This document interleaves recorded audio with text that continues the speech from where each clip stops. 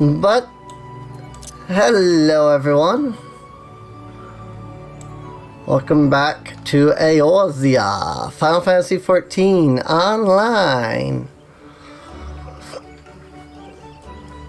Well, we're back in, we're in Gridania. If you missed the last VOD, we did go in and we did the Hall of the Novice, which is why I have all of the really cool Novice gear. And this gear will hold us out till like level 25. Like, it's good for forever, basically. Not forever, but... Also, one of my emotes became accepted today. I don't remember which one. I don't know if it was all of them or if it was just the one. No, it was just one. So we have 4. So we have the frickin' emote that Cat made, and anybody who's tier 1 has access to the 4 of the Liliya emotes that I made. And then there's also a tier 2 emote. The tier 3 emote has not yet been accepted, but the tier 2 emote has been. So for anybody who has any interest in, getting the, let's see, I imagine it would let me post it, right? Yes, there it is. That's the tier 2 emote. It is facepalm.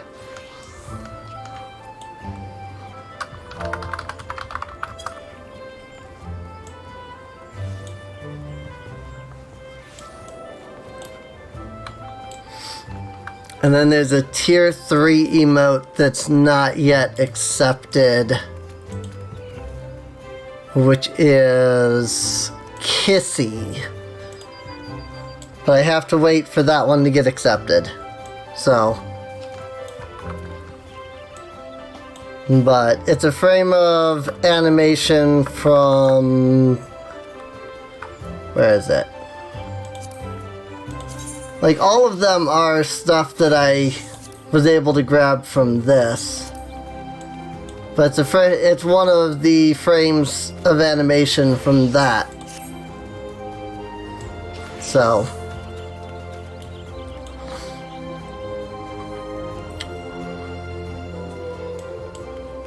It is only accessible by tier... The facepalm, of course, is only accessible by tier 2s.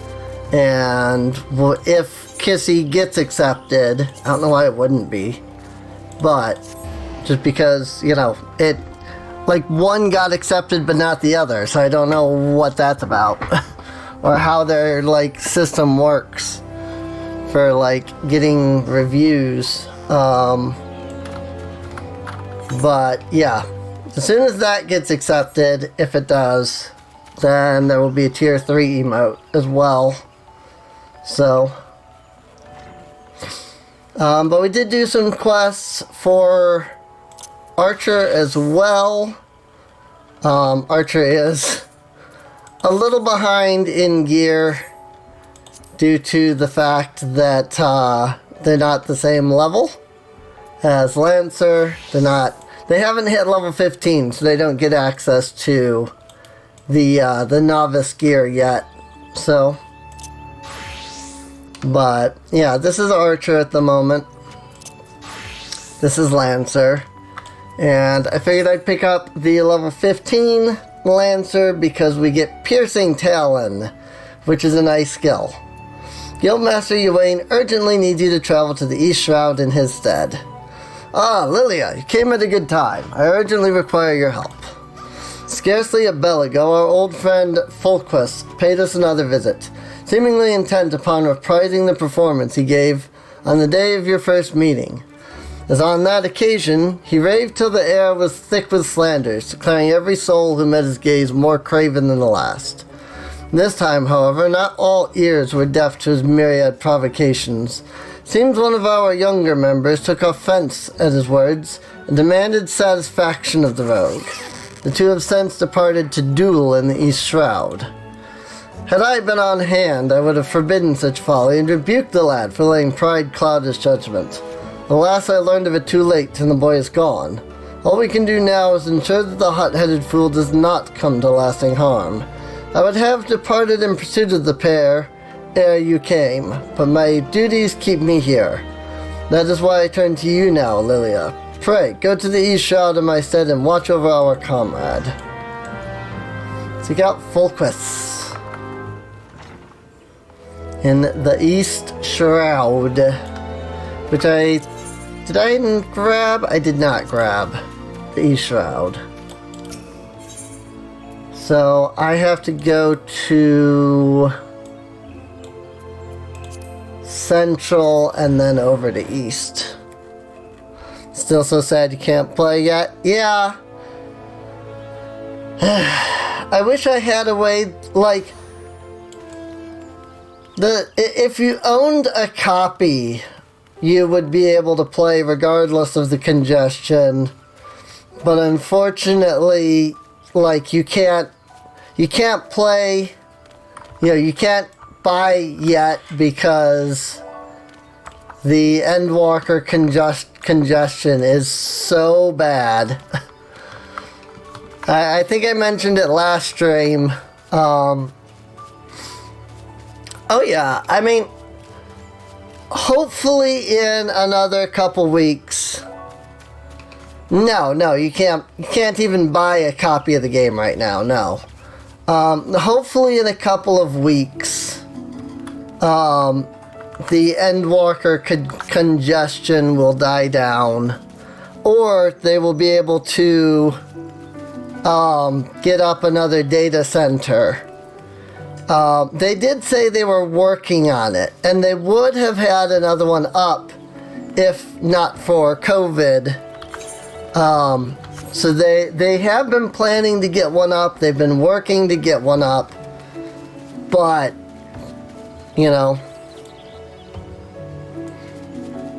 I'm wondering if you could rip the demo download from someone else. That is a good question.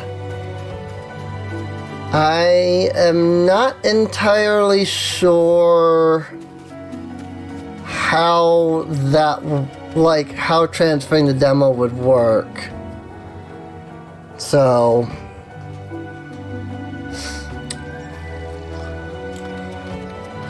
I mean, we could try.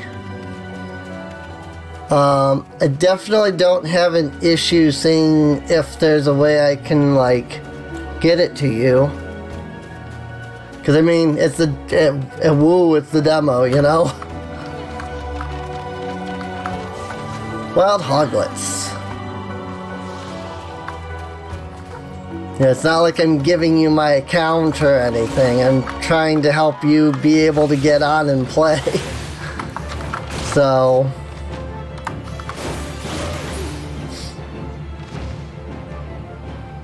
well, with updates and all, but yeah, I mean, there's no telling if it would or not.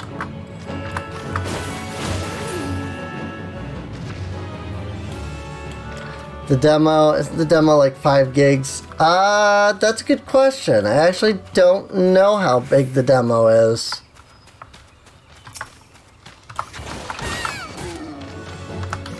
I would have to look.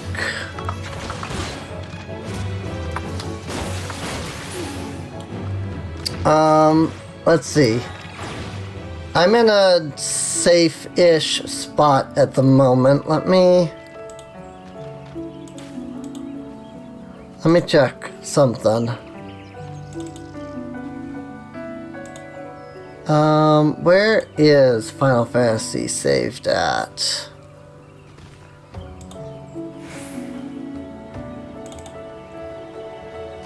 That's the real question. Where did it save this game at on my computer?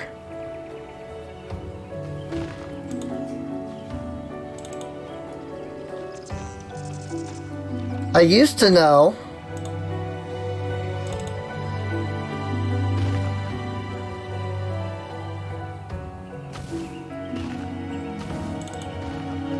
Oh, here it is.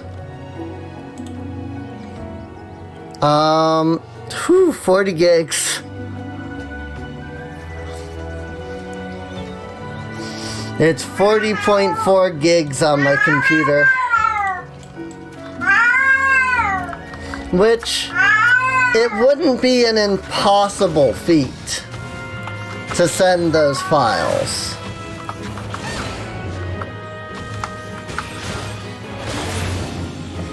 What I would have to do would be to set up a WinRAR, and tell it, like, make 1 gigabyte, like, RAR files. And then I would just have to, like, send each one individually. And once you have all of those downloaded, then you just open up the first one, and it would run through all of them. And what if you just rip the Steam downloads? You could try that, yeah. I don't know. So we meet again. Remember who I am, I trust. Who are you again? You wound me. How could you possibly forget your mentor? He who taught you the true meaning of courage. Well, it is of little consequence. Though you have forgotten the teacher, it is plain that you have not forgotten his teachings. I understand you were able to retrieve the stone of courage and spirit hold. It seems I was right about you. Aye, you have the makings of a true lancer, unlike those charlatans at the Lancers Guild. It is well that you have come to me, for I have just a trial for you, one that will do wonders for your courage. Not interested, you say? Ah, but you have no choice. Should you refuse, well, suffice it to say that I will not be able to guarantee the safety of your comrade here. When last we spoke, I told you that a lancer may forge true courage only in the midst of great danger. Needless to say, the threat posed by ordinary creatures is insufficient. You must needs seek out better sport. Ah, but fear not, for I have taken the liberty of finding you something suitable. Take this alchemical potation and sprinkle it upon the exposed roots yonder. Doing so will garner you the wrath of a certain creature, which you must then strike down.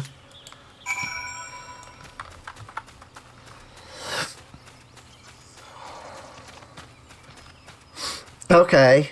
Yeah, I mean, if you can get the launcher, then the launcher should let you download the game.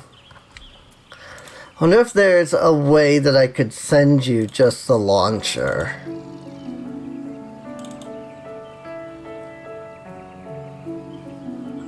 I actually just realized I don't know where the launcher itself is saved at. Let me take a gander. Apparently it's in the boot folder. And that doesn't look like it's very big. Oh no, that's tiny.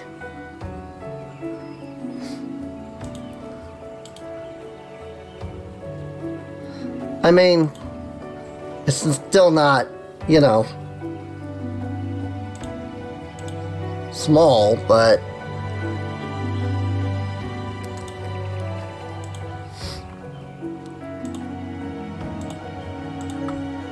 let me see if I can send you this or not.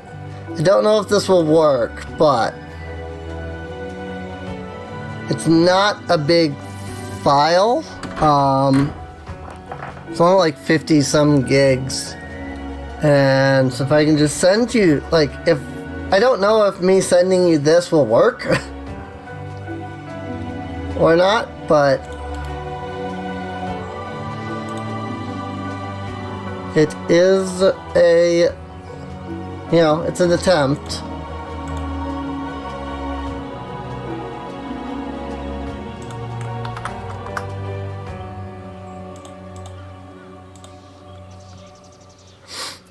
So I sent you something over Discord.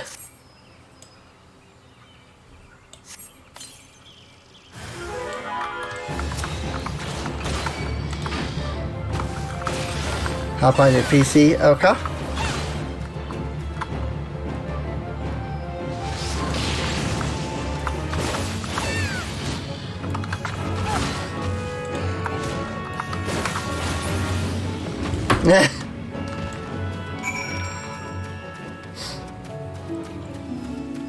Oh, I actually need to kill this tree ant.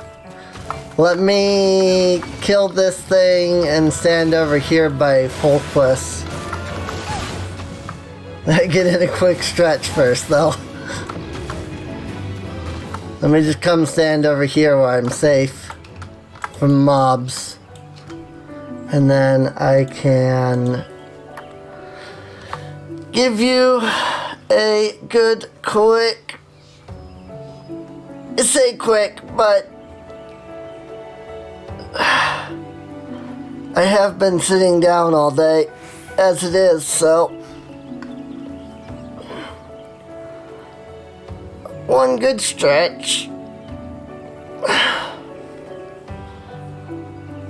I wish I had a way of, like, looping the animation. That way it just continues to stretch until, like, I push a button and I stop stretching. Oh my god.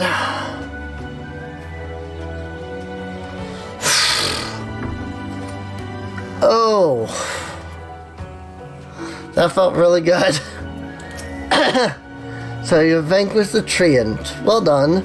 By striking down that frenzied creature, you have further strengthened your courage. Release your comrade. Oh, I shall, once you've completed my next trial. This one will pit you against a multitude of foes. Make your way to Lifeman's Stump in the Central Shroud. Once there, seek out a likely spot along the forest path to lie in wait. Man-eating wolves are wont to hunt there at this time of year. It should not be long before a pack arrives. When the beasts show themselves, you are to slay their leader, the Alpha Wolf. I shall be observing from up close, the better to offer you advice.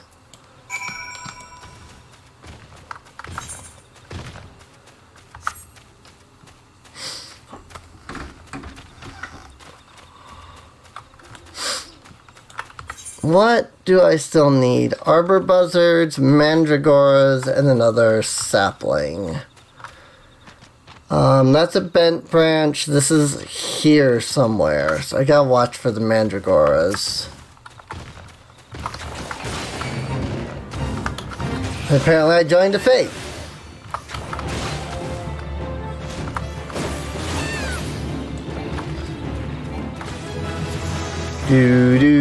Do. I'm not gonna bother with the buzzards. Well, with the northern buzzards, the fate over there.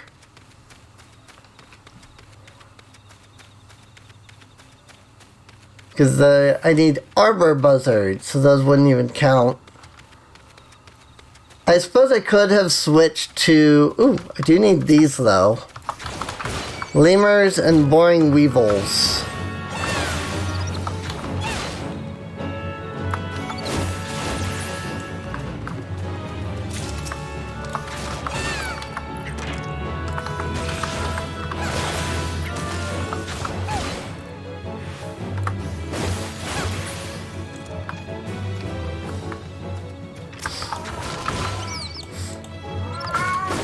I love that Scarox loves the stretch thing, though.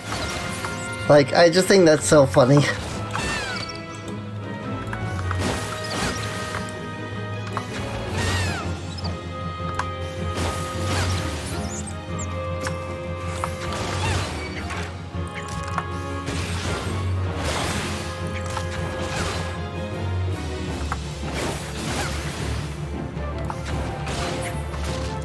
It's an adorable animation. Yeah. I mean, it's also a default animation. Like, I don't have any unique animations. So it's just like one of the animations that comes with the program. But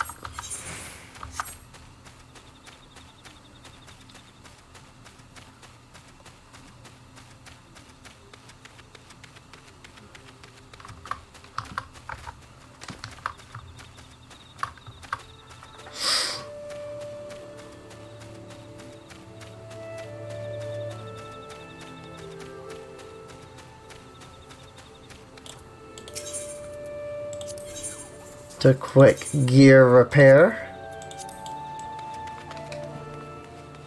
Come over here and hit up the Chocobo Keep. So I can get the Chocobo Porter.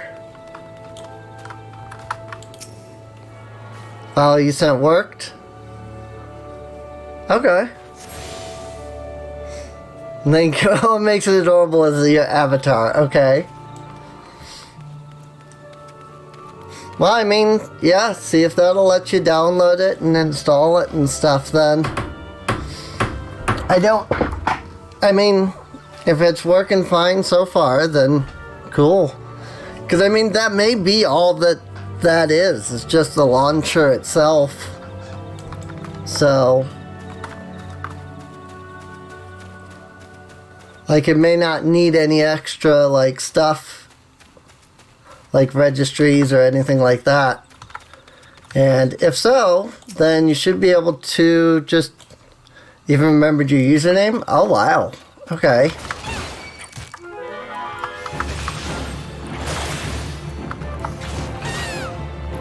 So it might be that any like registries or things like that it needs may already be like saved on your computer somewhere too.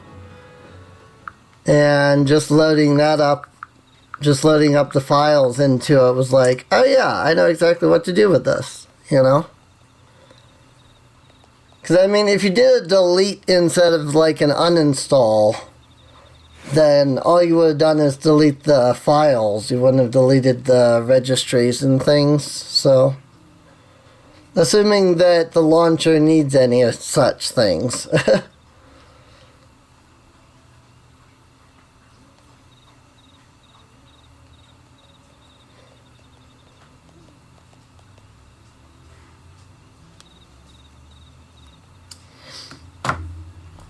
Alright. Where the frick do I need to go for this? Ah, yes, that again. Okay. It would literally take me just as long to run there as it would to warp over to that spot and then continue to run there. So, I need those goblins, do I? I didn't think so. Still need to find the Mandragoras, though. Mandragoras and the Arbor Buzzards. Mandragoras are somewhere around here, supposedly, but I don't know where. And I don't think there's any kind of Chocobo Keep here. I'm gonna run up here just to check for Mandragoras. I don't think they're up here, though. Nope. Thought maybe they could be in, like, this area, but they're not. Okay.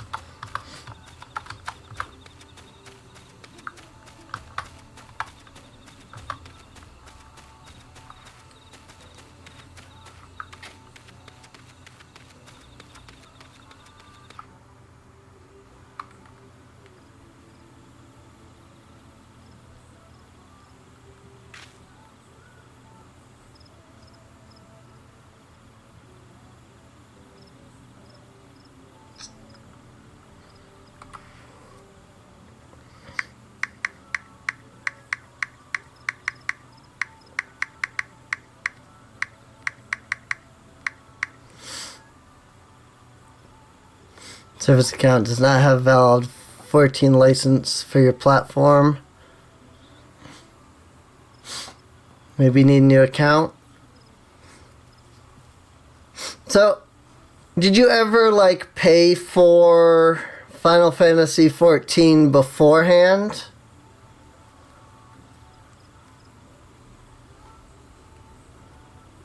Like, did you ever like buy the game at some point?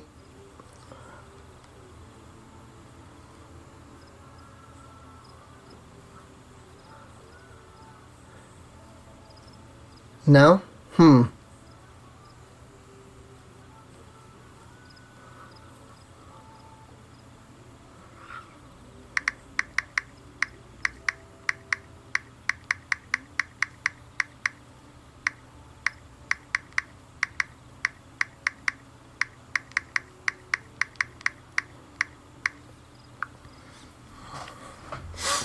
Never invested anything into the game. That's interesting.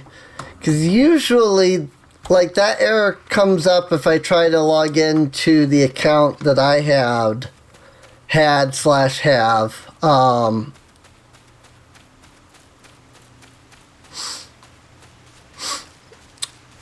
So, did you say that you downloaded it off of Steam initially?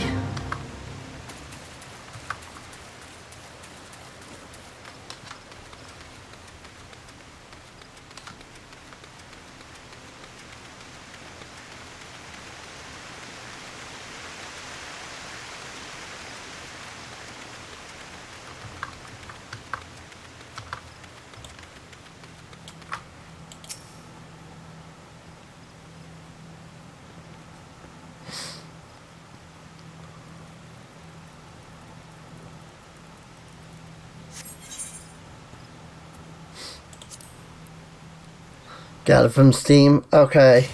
That might actually be sort of the issue then. Cause like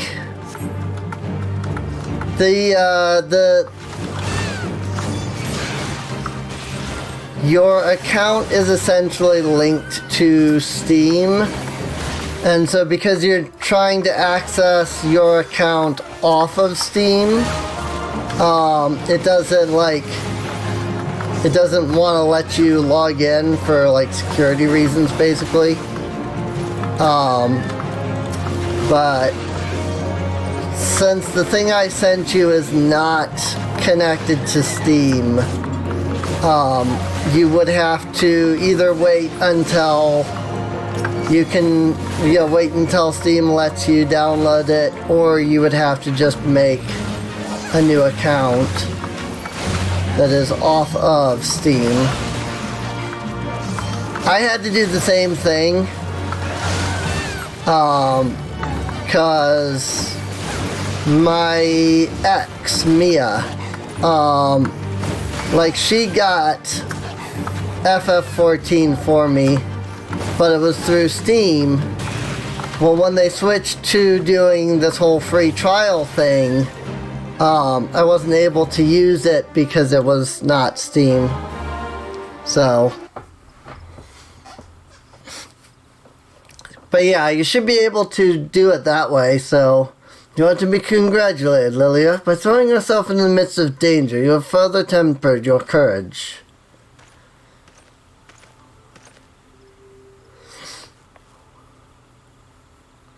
And in the process, you have brought peace to the Lifemen's Stump, a place considered sacred by the people of Gridania. Having undertaken my trials, you must now see that those issued by the Guild are naught but child's play. Mine is the one true path to courage. All others lead to ignominy. If you wish to become a Lancer worthy of the name, I suggest you leave Yuane in his House of Cravens, never to return. Nope. For your sake, I pray you do so soon, till we meet again. But yeah, if it lets you make a new, if it'll let you make a new account, then that should be all you need to do. So, your account is connected to your Steam account, and so it won't let you use that, unfortunately.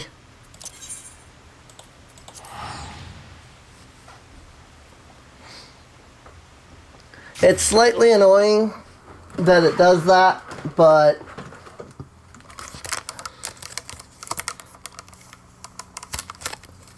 like Steam, like your Steam, for some reason Final Fantasy 14 like won't let you, like if you're using Steam, you cannot use an account that's not from your Steam, which is really annoying. Just make a new one on the website. Yeah, probably. I don't remember how I did it, honestly.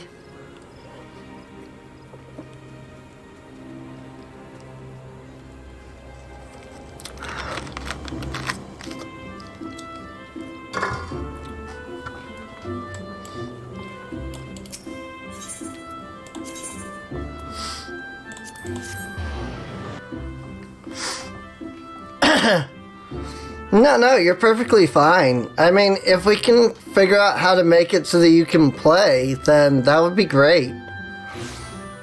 Like, I would be super stoked and excited to play with you, you know? So, could easily hang out on Final Fantasy 14 and do stuff and, you know, things like that.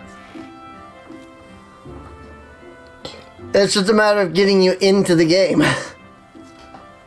And unfortunately, I mean, again, it's not really anything that Square can do anything about.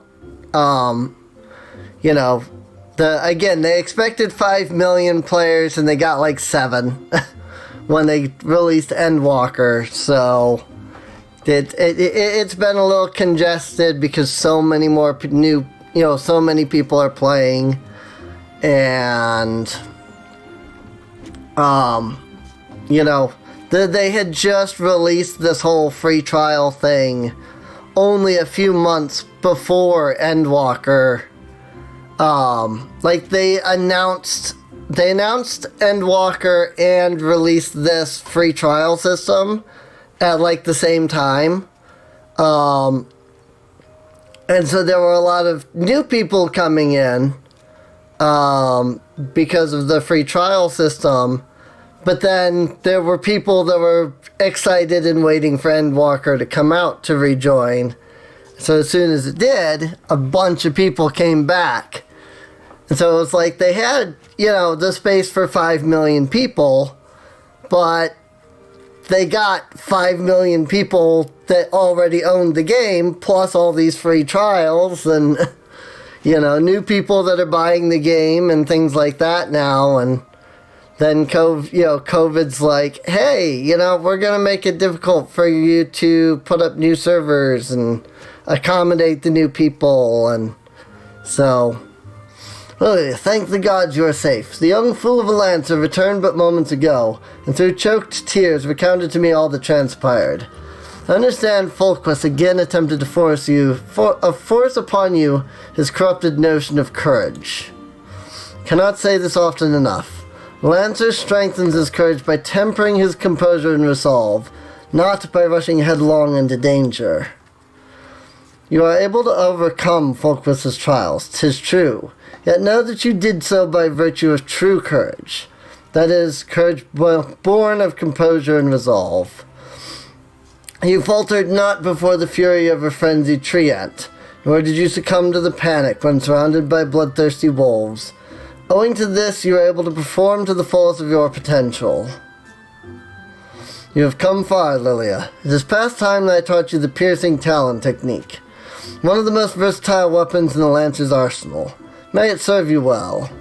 Now, I must needs decide what course of action to take with regard to your self-appointed mentor. Though no lives were lost, this latest incident only serves to confirm what I have long suspected. The Folquist will cause great harm if left to propagate his corrupted notion of courage. He must be persuaded to desist, though I do not yet know how. Mayhap his regard for you could be turned to our advantage. Believe such considerations to me. For the time being, you would do well to put Folquist from your mind. Focus on your training and strive to master the technique I have taught you. I look forward to our next meeting. The hat. The hat is the only upgrade.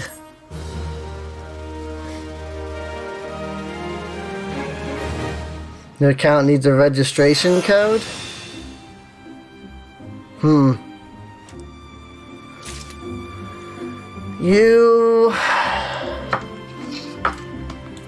Either you shouldn't need a registration code, or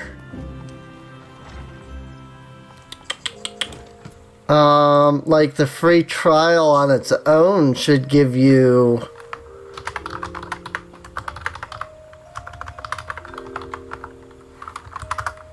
that. Let me see.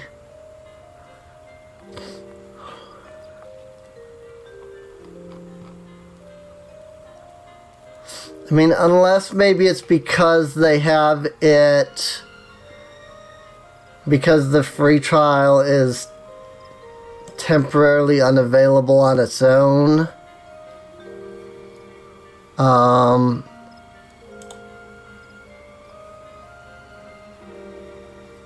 Let's see. Yeah, shut up.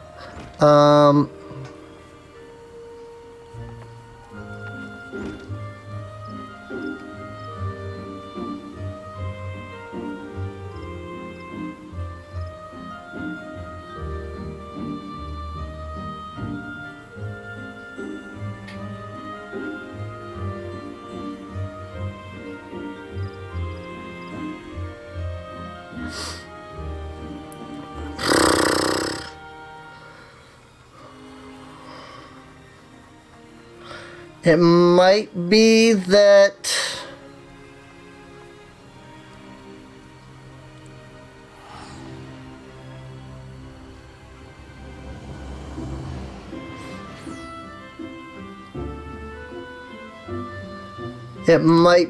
because of the free trials, like you can't you can't like register for that.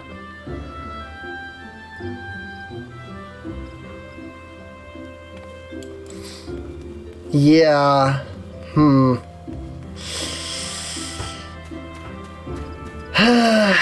I wish I knew how to help.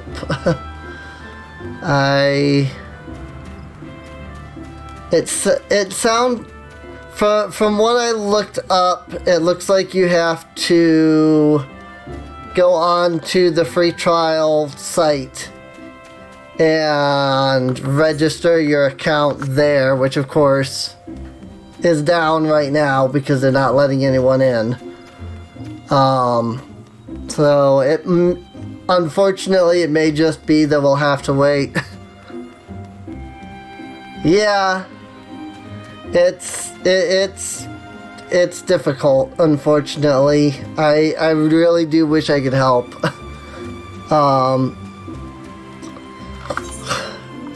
If I could play Phantasy Star Online with you, I would.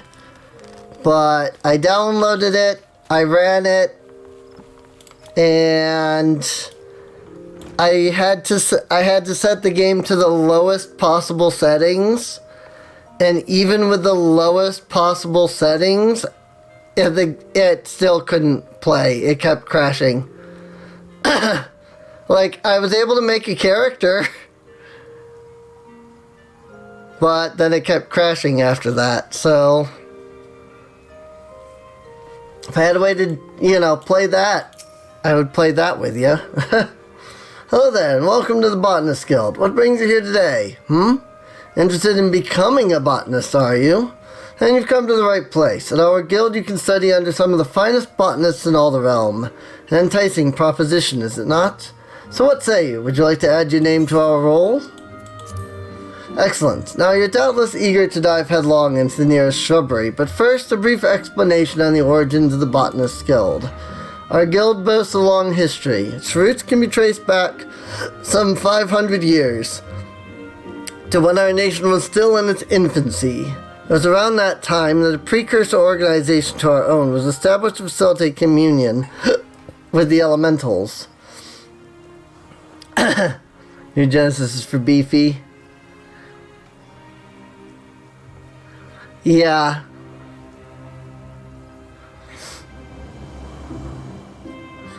But I suspect you're already confused, not being forestborn. Let me put it in a way that your kind would understand.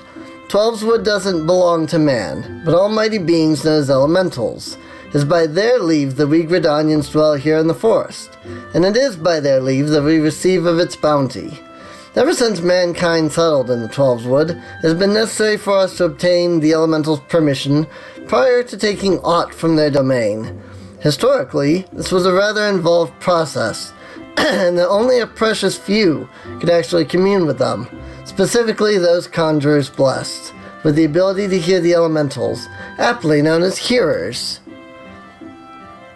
In order to relay the elementals' will to the botanists in a more timely manner, a new organization was formed with a hearer at its mouth and ears.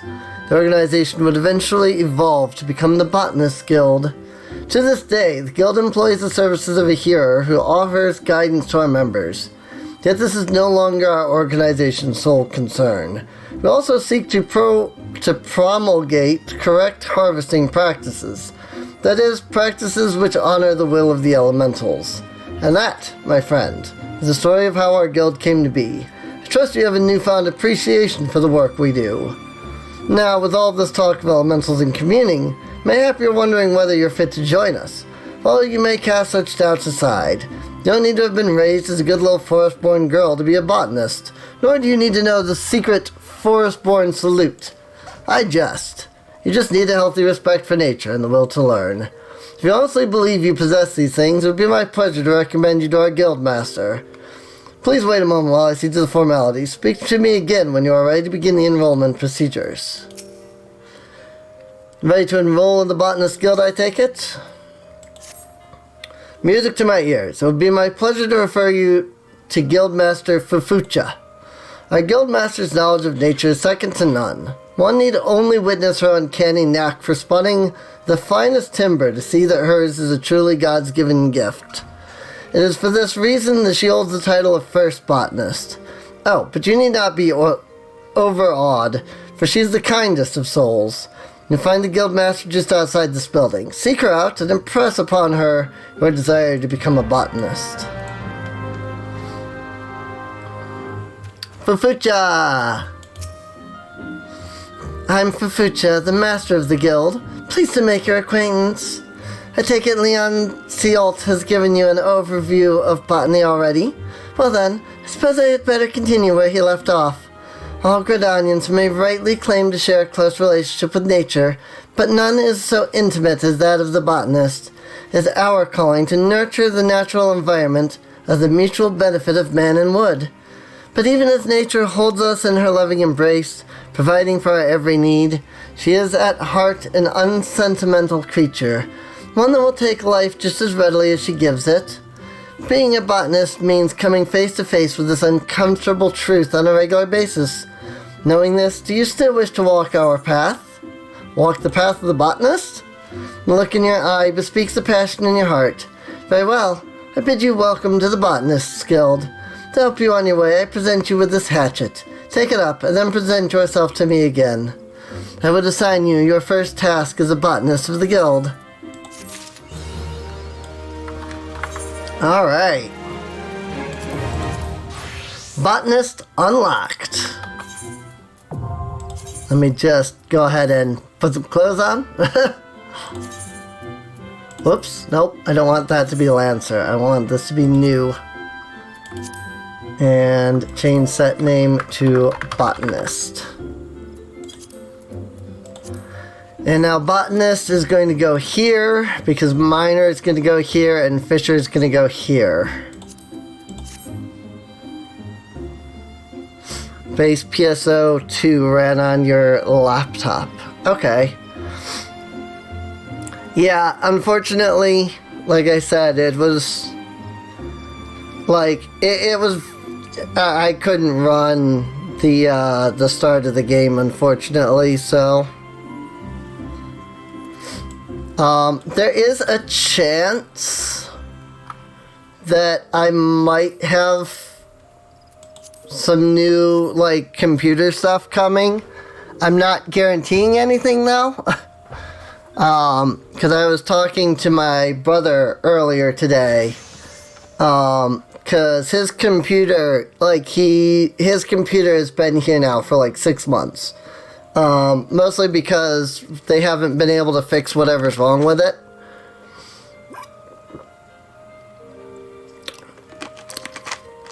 I'm like, so I asked him like, what's wrong with it? He goes, well, it's either this part or it's this part. And I'm like, so both of those are parts that I could swap out, you know. I could take those parts out of my computer and put them into yours, you know. If you don't need it or want it or anything like that, since, you know, the whole, you know, since it does, you know, since it's been here for months at this point.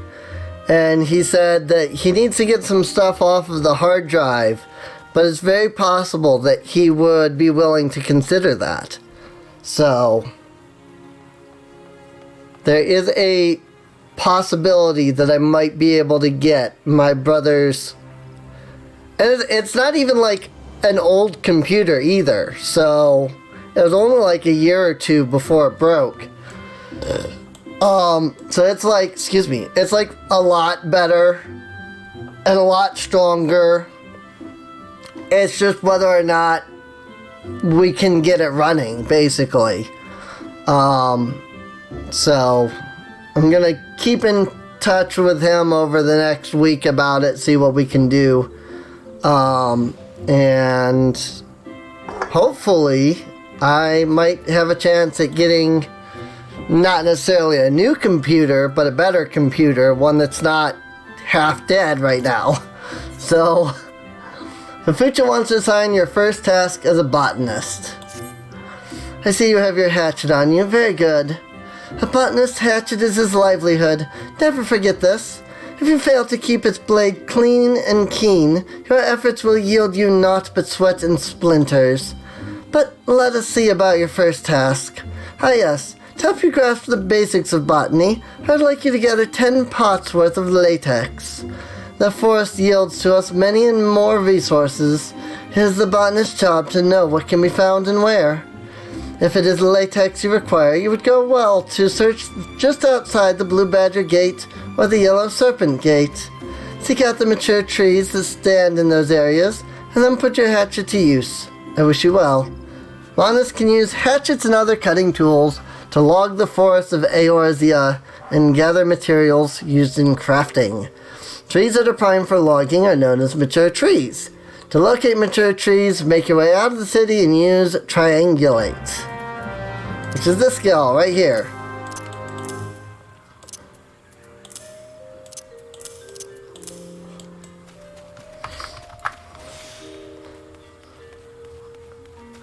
So now I will show all of you the gathering and crafting classes, because I need to do that. I need to get to at least level 15 in a crafter class, so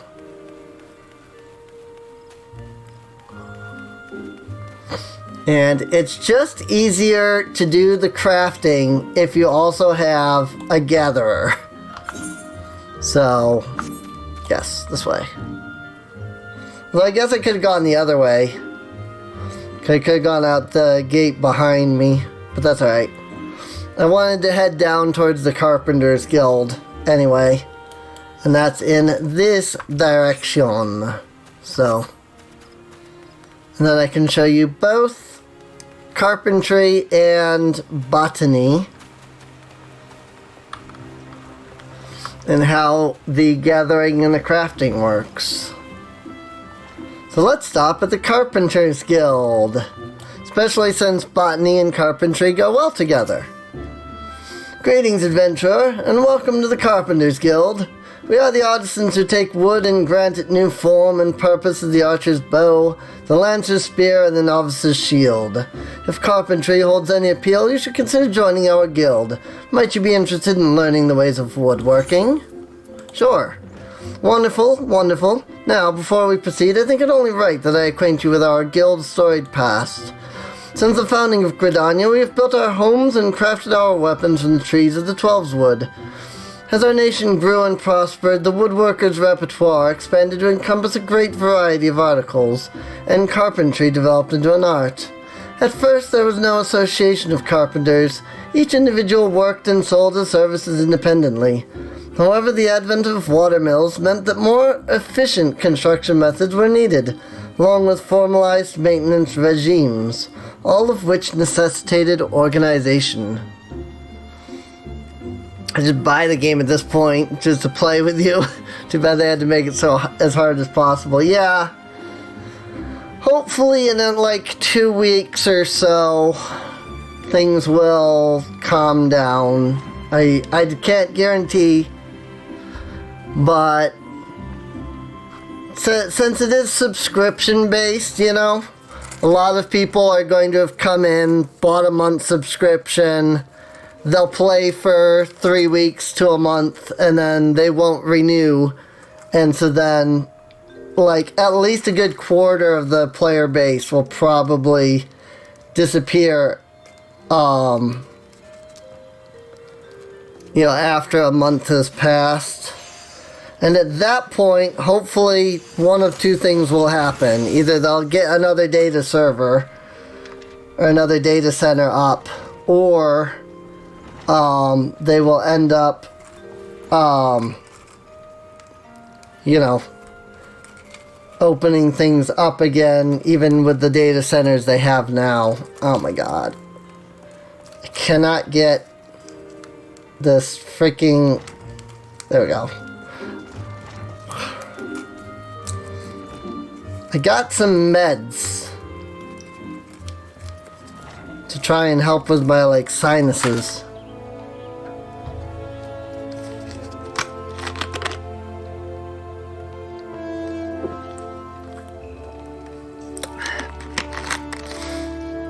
But I couldn't get the pill out.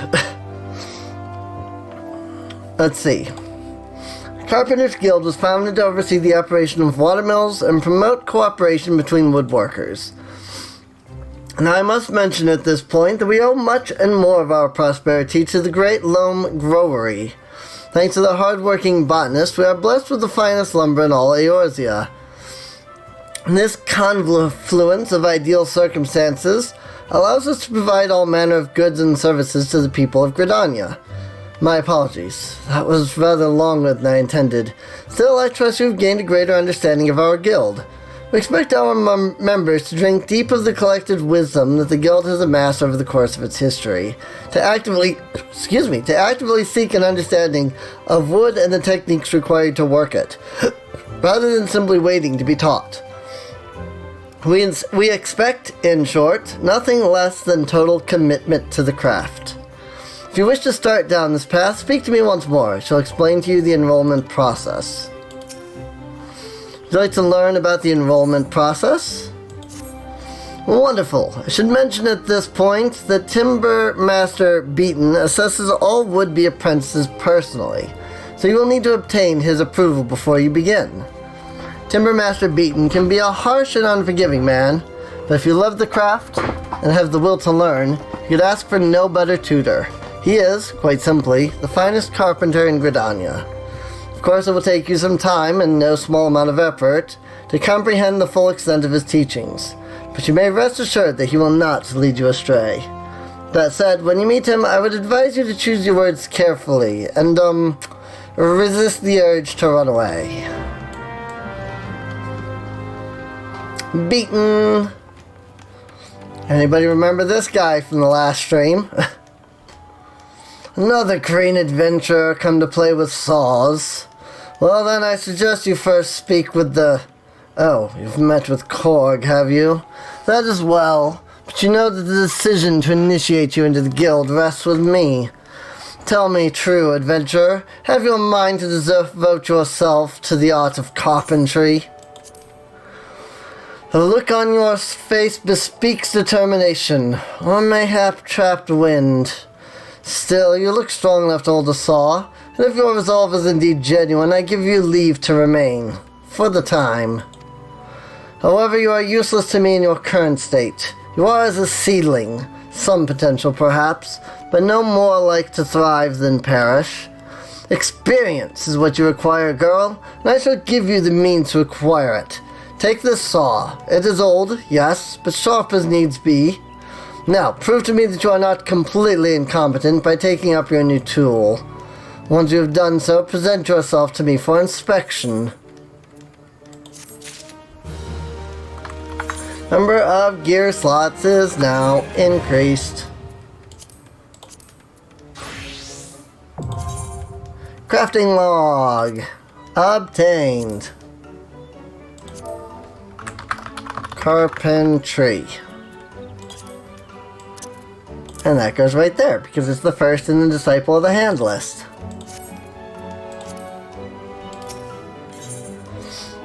Timbermaster Beaton is testing fledgling carpenters by challenging them to craft maple lumber. Oh, he gives you logs? I didn't even know that. Good, you have proven that you know how to grip a saw, but do not mistake it for a mere tool, for it is a part of you, of your arm. And can you put down part of your arm? No. Mark me then, if you do put it down, and worse, lose the bloody thing, I shall use mine own saw to demonstrate to you the pain of losing a limb. Ah, but I jest. One-armed carpenters are scarcely half as useful in my experience. In any case, merely holding a saw does not make you a carpenter, whatever some might think. You must become one with it, and learn to feel with it as you work the wood. To wit, you must first know the wood. Demonstrate your knowledge by bringing me a length of maple lumber. Maple lumber is made from maple logs, just so. Our man, Feriol by the entrance, will furnish you with such logs for nominal price. Of course, any fool knows that the fresh-cut logs are laden with water. To guard against decay, we use wind shards to hasten the natural drying process. Do not forget to do the same. To synthesize a length of maple lumber, select logs and then the crafting log. Alright, so you can come right here to Feriol and you can buy the maple logs and then use that to make the lumber, but because of the fact that I do need to obtain the pots of latex as well, I'm going to collect both of them. Just so that you can see how, gathering everything works. I think the materials that they sell can get you to like level 20. I think. So you can essentially buy your way up a few levels at first. But you will eventually need to know how to gather. If you are to ever, complete stuff. So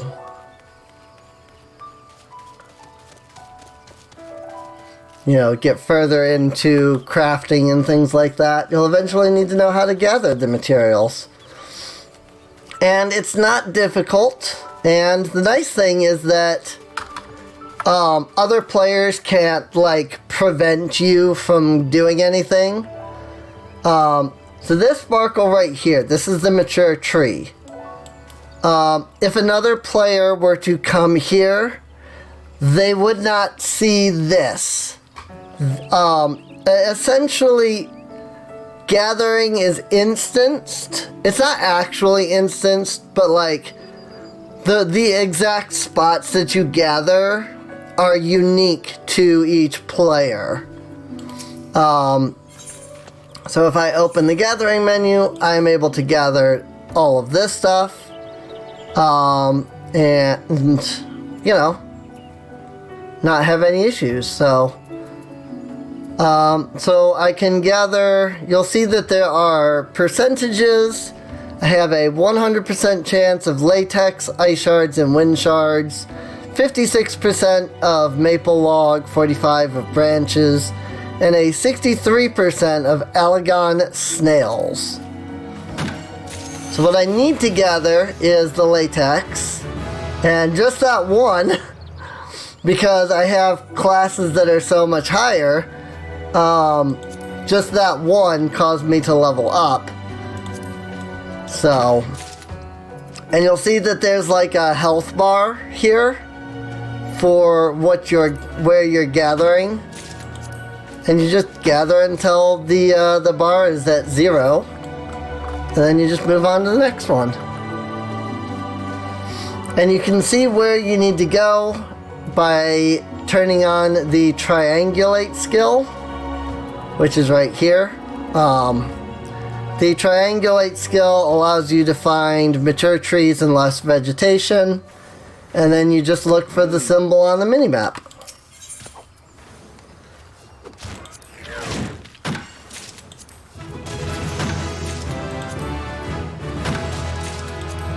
Now I'm level 3.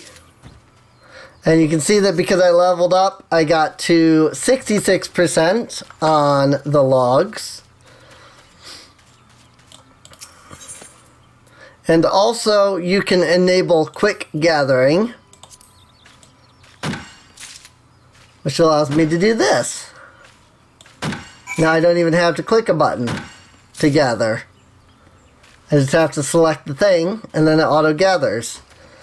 And now, after you have gathered from 2 spots, the first spot that you gathered at will, I don't want to say it'll respawn, but another spot will appear, allowing you therefore to basically return to the same spot.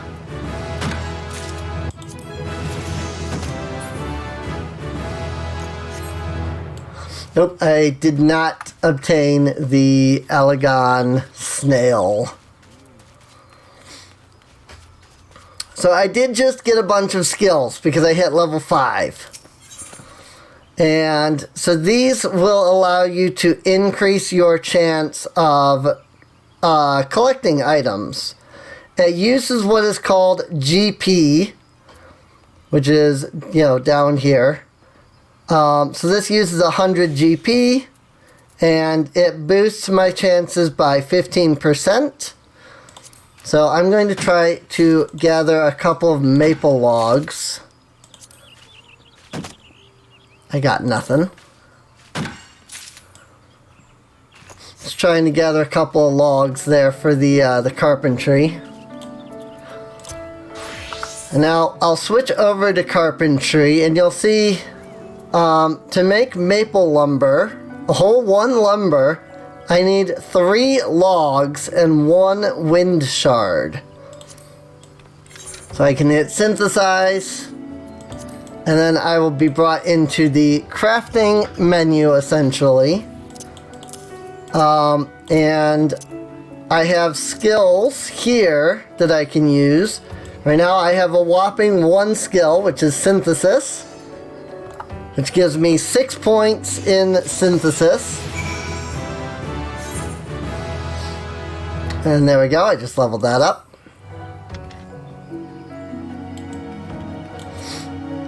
So I just hit level 2 and then almost hit level 3 from that. Again, that's entirely because of the fact that I have, this is level 1, whereas my highest class is almost level 20. You gain a boost to experience because of that. So another thing I can do is I can make these maple clogs with this 1 maple lumber that I did, which I'm gonna do even though technically I'm using up the maple lumber for the quest. Don't think you can just copy over the launcher for the Steam version. And I'm not too surprised.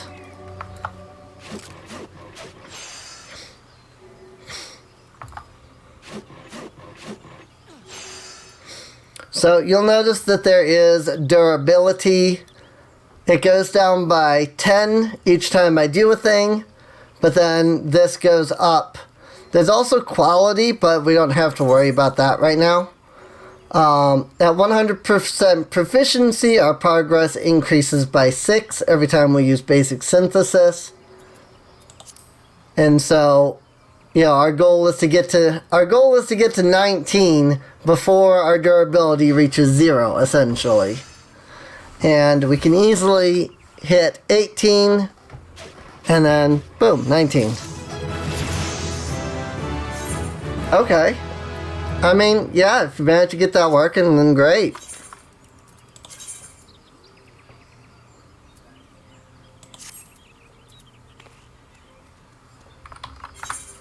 Hey, game? I literally just... Oh. Wait. What did I just make? Oh, right. So this is another thing that I forget sometimes. The items that you make don't go into your, like, armory. They go into your main inventory. So I have to actually put them there. So, yeah, I don't want to equip the mask. Thank you, game. But if you put them into your armory chest here, then when you click on the recommended gear, it'll show up. So... But we've gotten the materials for one quest, and I'm just going to buy another 3 maple logs just to make things a little easier. So when we get back to the carpentry area, I'm just going to do that. And then we will probably end up hitting level 3 or level 5 in carpentry that way as well. So, New Gridania.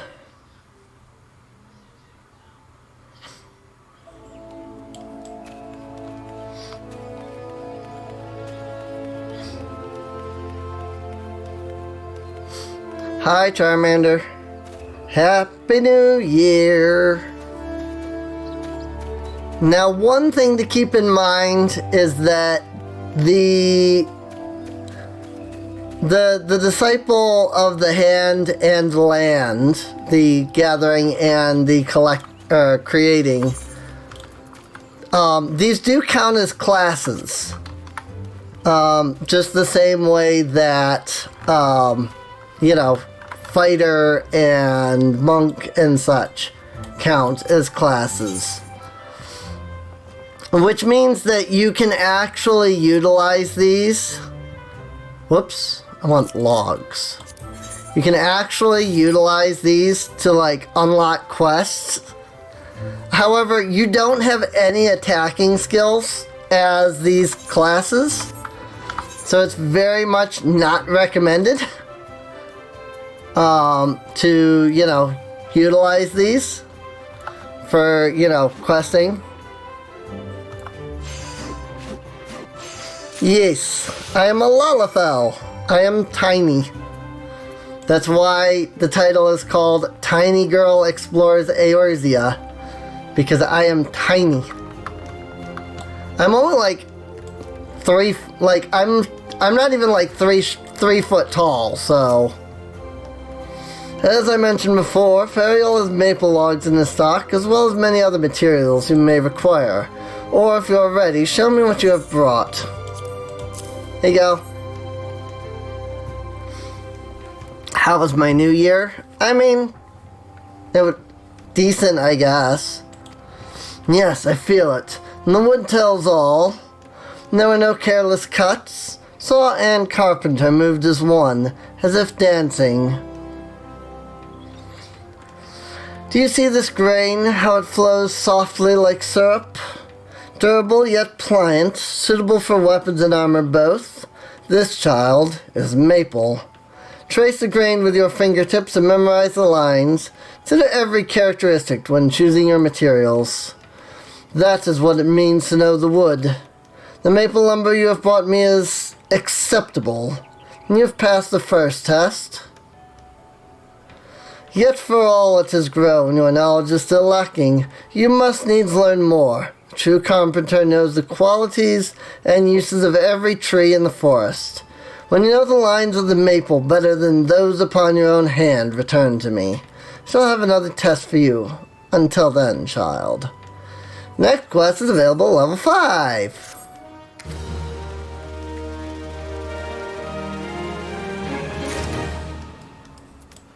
Oh, I didn't even hit level 5 out of that. Wow.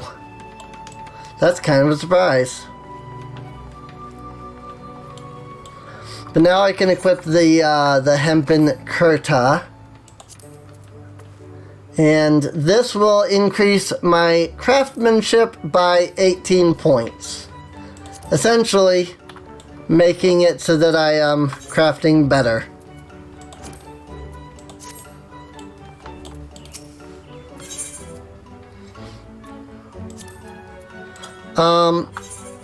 What all do I really need? Let's see. Animal glue, bone chips, maple lumber. So I mean, I need the maple lumber no matter what I do. Oh god, though. All these, like, other things. Oh, he gave me more. He gave me lumber. Okay. So let's do some more synthesis. Hello. Oh. So I am now able to push up my crafting by 9 points when I synthesize, which is all you need for the basic. Heard very good things. Yes, it is very good. It's taken me years to convince myself that it's good enough to play, but it is actually really good. So, hey, we have our basic touch skill now. I mean, if you're not into MMOs, then you probably wouldn't be interested in it. Like, I'm gonna be completely honest about that.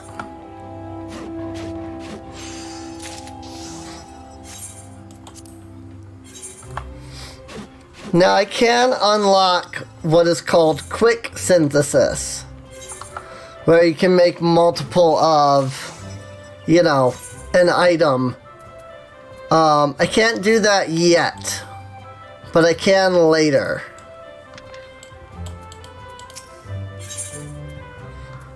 So what all do you sell? Okay. Yeah, you sell basically all of the basics. So I can buy some hempen yarn.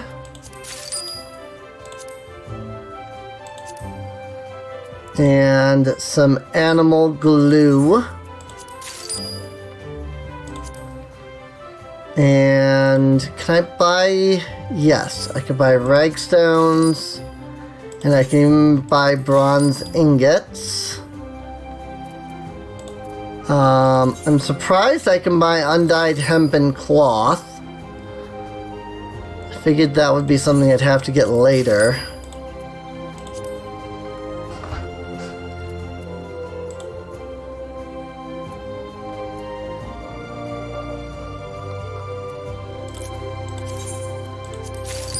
Some bronze rivets.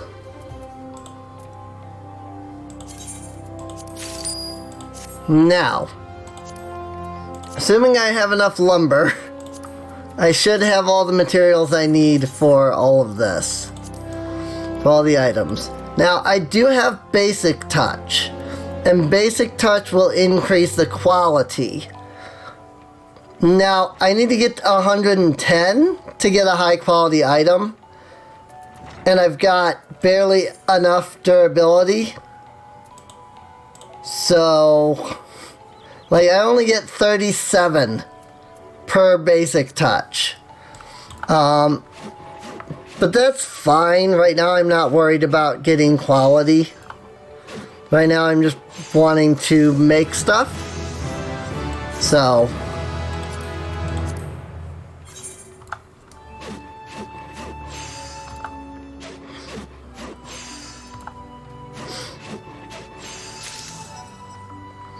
also, making new items gives you more experience than making like an item multiple times. So I will get more experience because I'm making new items here than if I were to make like multiples of the maple clogs, for example.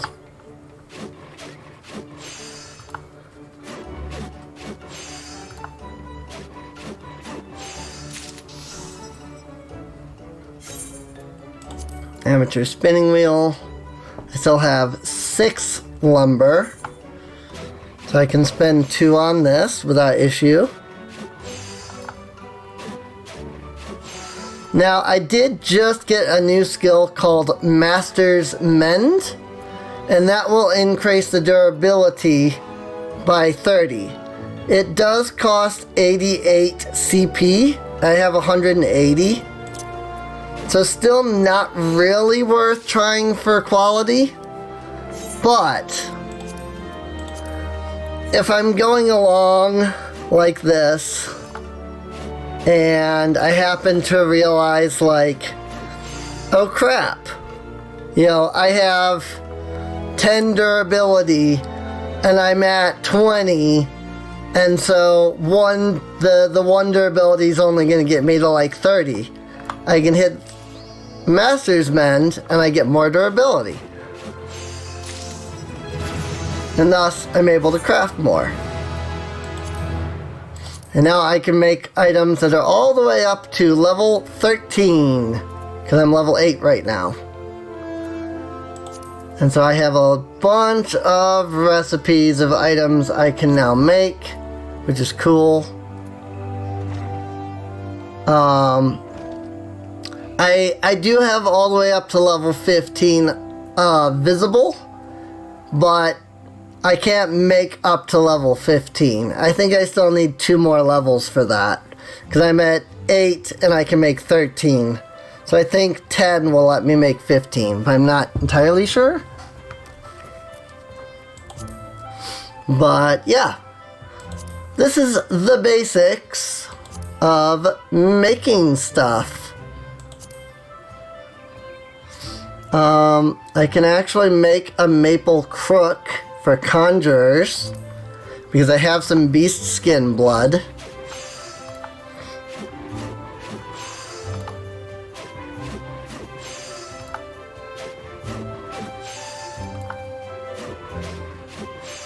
And like there, I knocked my durability all the way down to 10.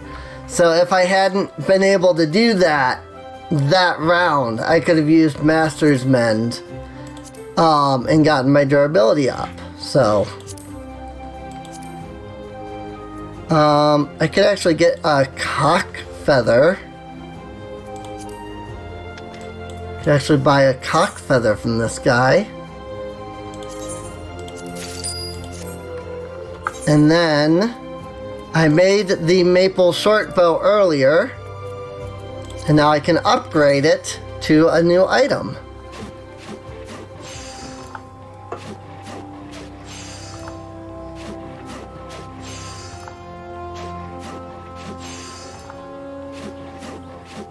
Like, for example, here, I'm not going to be able to get up to 63 now. I'm only going to get 9. But if I use Master's Mend, I get all the way up to 40 durability, and now I can craft it.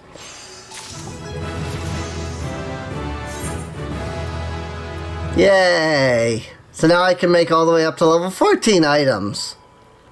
And now I have Hasty Touch and Rapid Synthesis. These do not use any CP, but they only have a 60% and a 50% chance of working.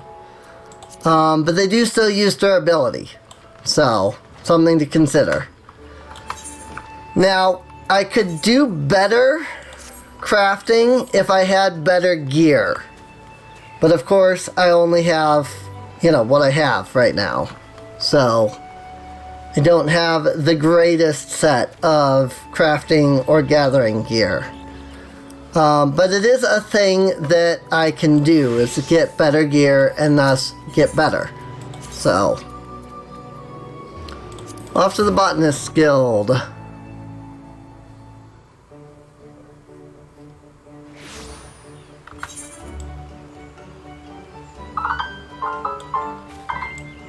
What is this over here? That's strange. It's just an odd little spot on the map over there for some reason. I don't know why. I wonder if that's like the lotus stand or something.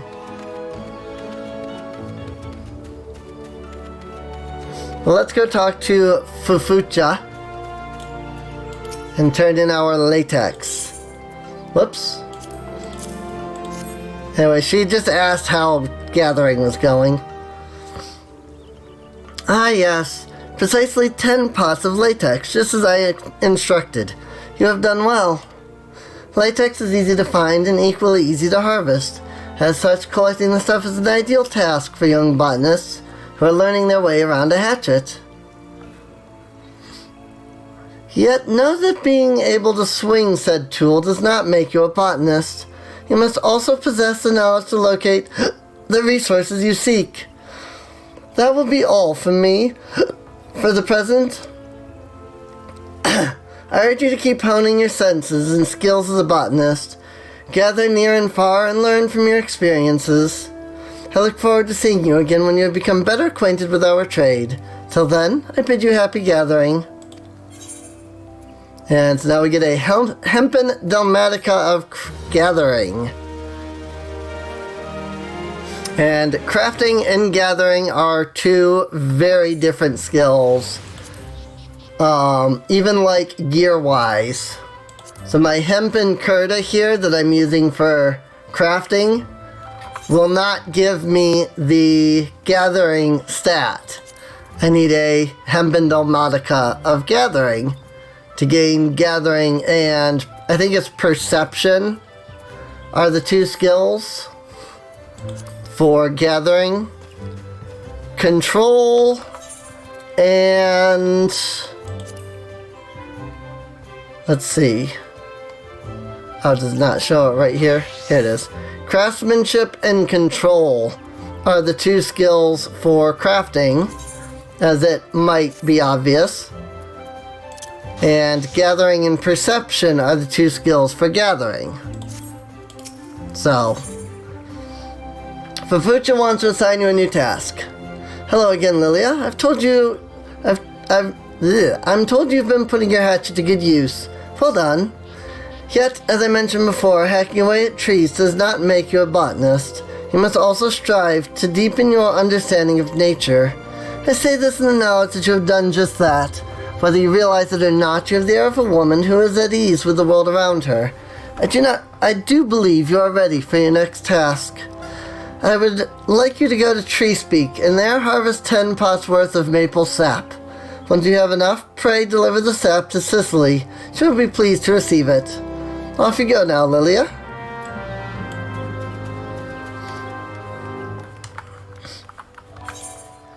So now we have to go to Tree Speak, which I believe Tree Speak is out. That didn't help at all. I believe that's in Central. Or is it actually Northern Shroud? It is. It's North Shroud. Okay. So I need to go out this way.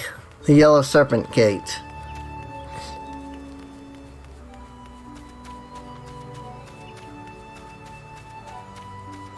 And there are... Not only is there plenty of story quests and gathering quests and things to level up your classes. There are a plethora of other, side quests and things that can be used to level up all of your other skills, all of your other classes. So, or, if you're like the average person, you can just spam dungeons over and over and over and over and over, because people do that too. So,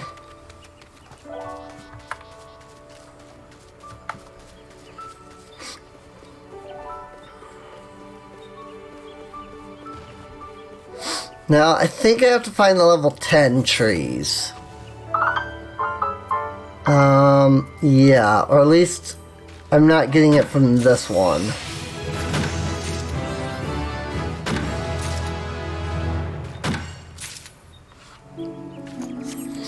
Let me just wander a bit. I may even need to find the blue symbols. I don't think so, because I think that requires you to have the other tool that's used for gathering, for botany rather, but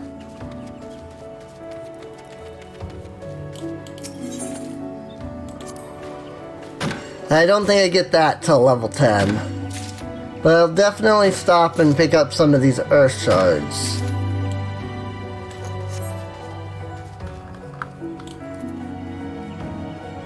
So there's level 10 mature trees up here. But also looks like there's some trees over there. But it does not look like they are level 10, so.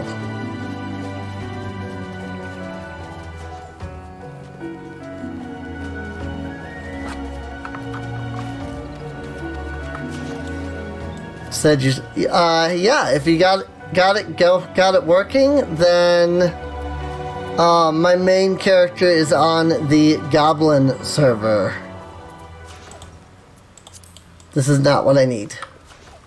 I think I need to find the trees that are over this way. Now, you do have to be careful when you're a gatherer, gatherer or a crafter, because mobs can attack you. You do get a skill later that prevents that, but I don't have it yet. So,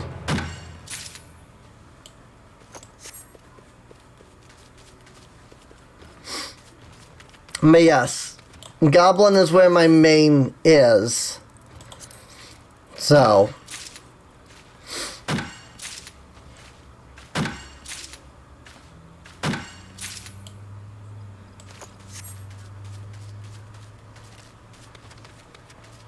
and my main would be the best one for helping you and things like that. So I'm going to turn off quick gathering because I only need to gather 2 of these. And I'm going to collect the beehive chip and the cinnamon. Yay! There we go. I just learned the skill Sneak. So now, as long as I have these little bubbles around me, any enemy up to 4 levels above my own will not see me. So, as a level 8 character, enemies up to level 12 will not be able to see me. So,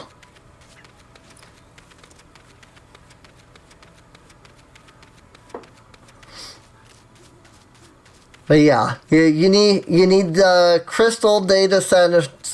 The Crystal Data Center, and the Goblin is the world server. Liliya here is on Diabolos. But that would, you could play on here, but then you'd only be able to do stuff when I'm on Liliya. If you're on Goblin, I can get on Cassandra. And Cassandra, like, I can play Cassandra anytime, so.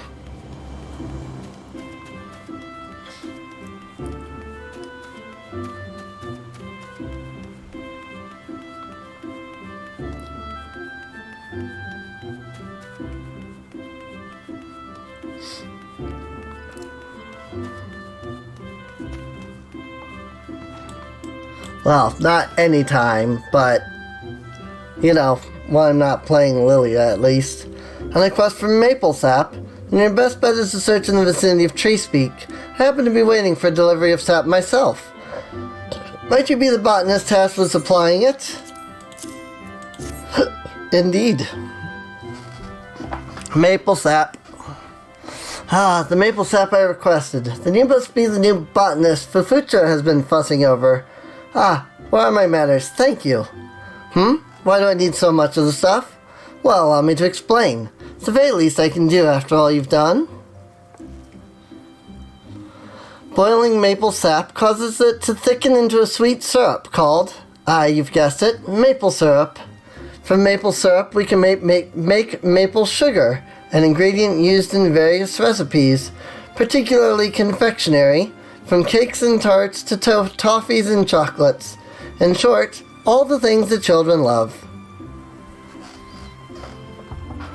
You've probably guessed it by now, but the maple sap you've harvested will be used to make sweets for the children, those poor souls who are orphaned by the calamity. They may put on a brave face, but their eyes reveal the depths of their sorrow. There's precious little joy left in their lives.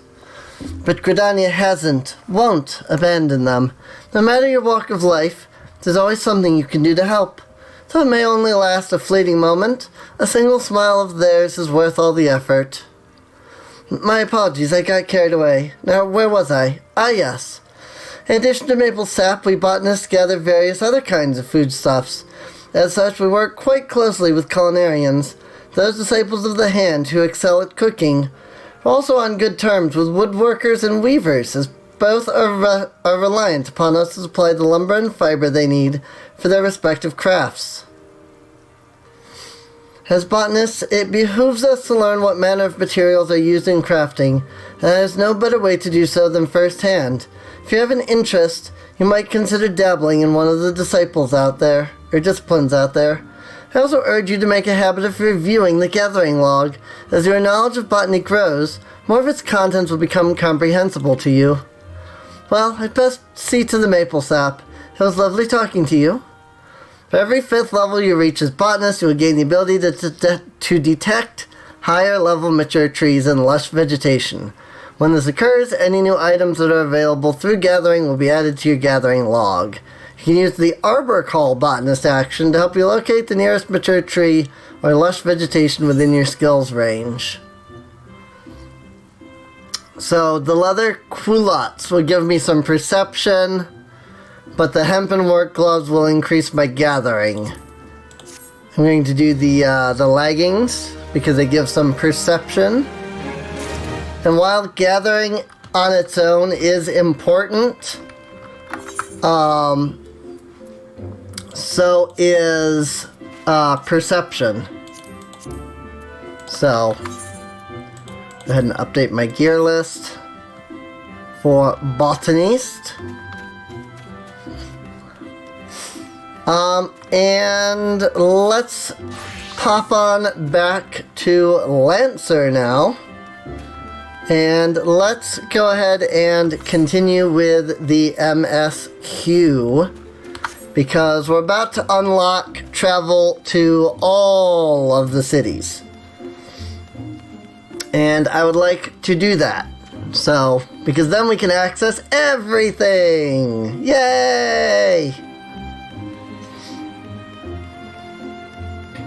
And I would like to access Arcanist, so that we can meet who I think is best girl in the game. Ah, you are Liliya, are you not? I bid you welcome, my lady. The elder Seeds here left word that you would be joining her at the Lotus Stand. May I show you in? Seed to the Lotus Stand. Nope, Lotus Stand is its own map. So I have no idea what that other area is. Kanasena. Hi, Kanasena. I've looked forward to your coming, Liliya, but tell me, are you recovered? I am most glad of that. Now I hope you will not doubt the earnestness of my concern, but I would ask a favor of you, nor can I deny that I summoned you here in part with this in mind. Know, however, that I proceed only upon the understanding that you are rested and well. Thank you for hearing me out. Kanasena would entrust you with a task of great import. The Gridanian in Envoy. Here we go.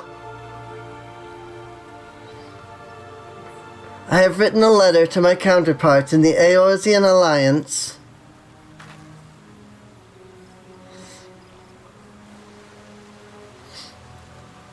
The Battle of Cartenaw and the calamity that followed claimed countless souls and left countless more bereft and alone. In the dark days that followed, many were the survivors who thought themselves less fortunate than dead. 5 years have come and gone, but the land and the people still bear the wounds of the devastation. Nor are we any closer to learning the fate of the Warriors of Light. Yet so long as we live, never must we give up hope. We owe this to those who laid down their lives, that we might behold another dawn.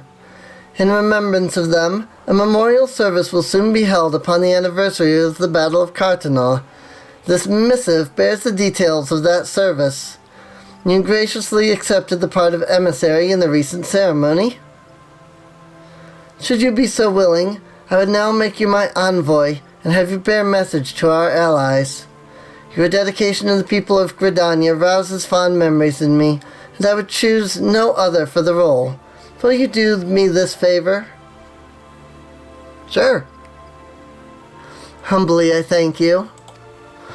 As you are no doubt aware, our partners in the Eorzean Alliance lie some considerable distance away. Now are Ulda and Limsa Laminsa close to... Nor are Ulda and Limsa Laminsa close to one another. Yet fear not, for I have no intention of subjecting you, mine own newly anointed envoy, to a journey which would take weeks by land.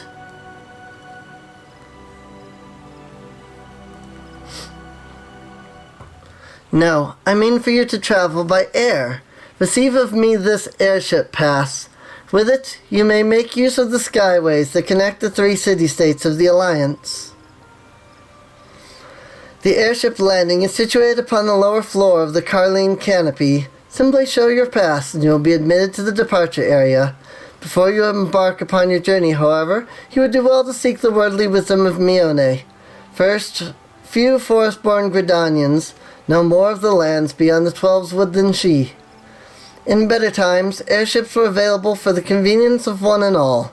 Alas, the risk that our crafts may fall to Imperial attack has forced a reduction in the number of flights. Consequently, it has become necessary to restrict air travel only to those whose need is great. Such individuals may petition the relevant parties to be issued an airship pass. As you may have deduced, I myself am one such party. Yet I was not alone in desiring that you be granted the privilege of air travel. So is the potential you show. Such is, rather. We have no doubt but that you will reward our faith in you, Liliya. By the power vested in me, I bid you journey forth as my envoy into the great realm of Eorzea. Walk her fields, brave her seas, and strive to know her better. And wheresoever you go, go without fear, for the past shall ever be revealed to those who are true of heart.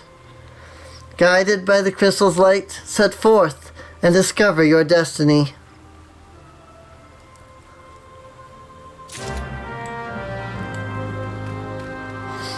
Yay! So what are you planning to play as? Scarox.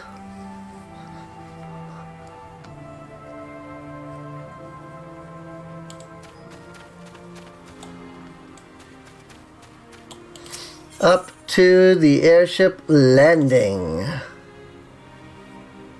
The question is, does it actually need me to talk to Mione? It looks like it.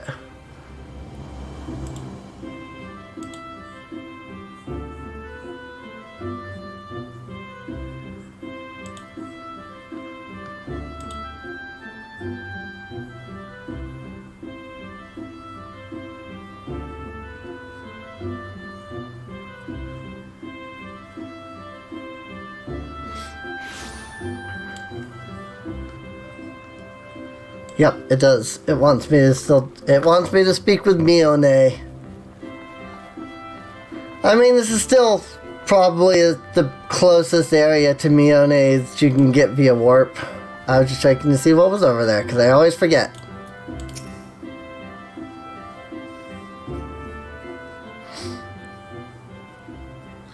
It's good to see you up and about again, Liliya. Tell me, did you pay the Elder Seeds here a visit as I bade?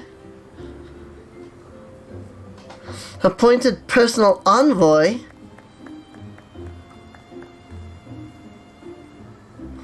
And now you are to bear the Elder Seer's missive to our allies.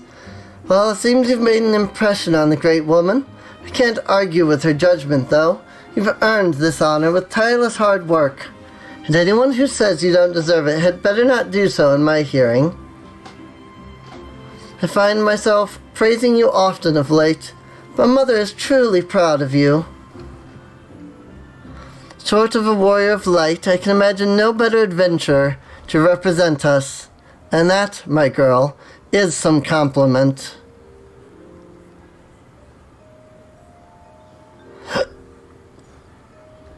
But I've flattered you enough for one day, and I don't want your head to get too big, or you'll struggle to lug it around the realm. Speaking of which, Eorzea is a big old place. Good grief. Now that you have an airship pass, you can really start to broaden your horizons. The sky's quite literally the limit. Even if your errand didn't call for it, I would strongly suggest visiting the 2 other city-states of the Alliance before you go anywhere else. They are, of course, Limsa Laminsa, City of Pirates, and Ulda, Jewel of the Desert.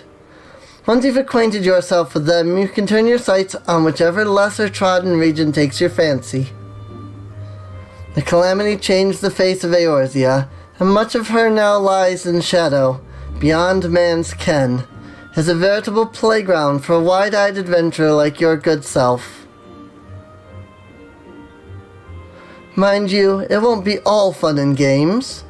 Each nation faces its fair share of problems, from internal strife to conflict with the beast tribes and their primals. So don't be too surprised if you find yourself embroiled in the odd, unsavory situation on your travels.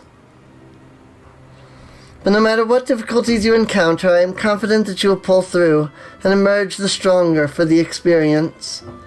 These are interesting times for Eorzea, Liliya. It's been 5 years now since the calamity, but folk are finally beginning to look to the future. A period of great change is upon us, and you have a part to play in it. And if that prospect doesn't excite you, I don't know what will.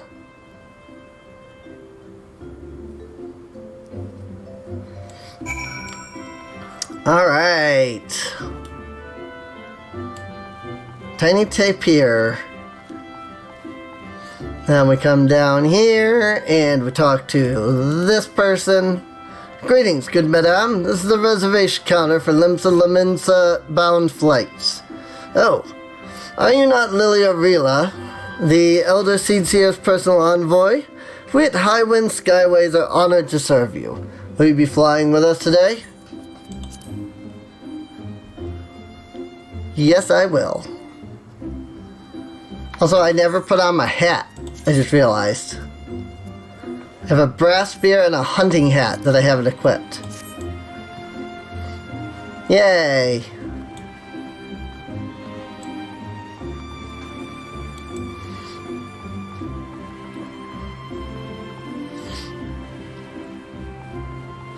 Alright, time to take the first flight.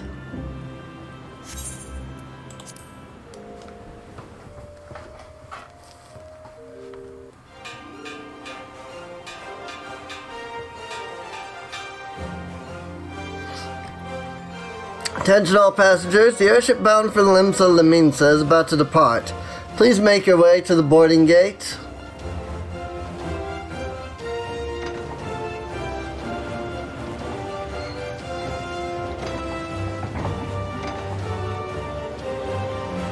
It's a remix of that classic Final Fantasy airship theme.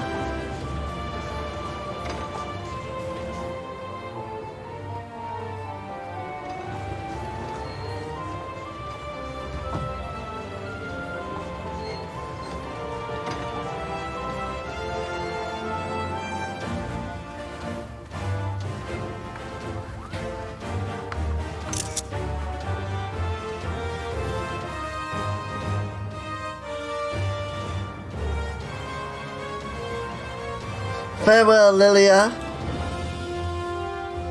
One day, minstrels will sing of your deeds. May you ever walk in the light of the crystal.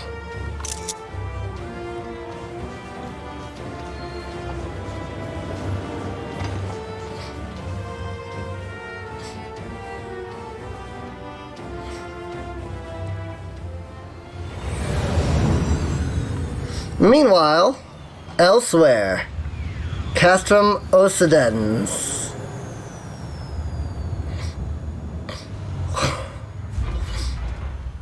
And now, we introduce to you the big, bad, evil guys.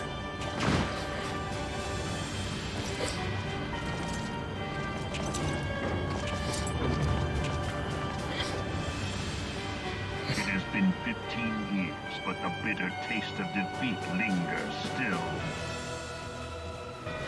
15 years since the Imperial fleet set course for Mordona, led by the Egrios, mightiest of all vessels.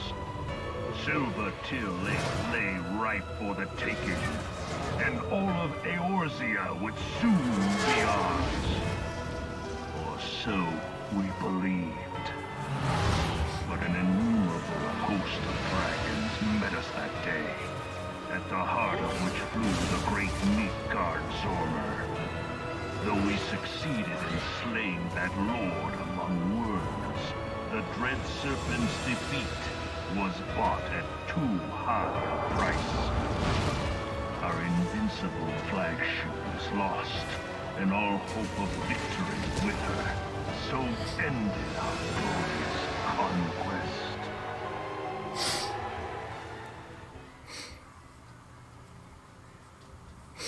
And you can still see the ruins of that elsewhere in the world.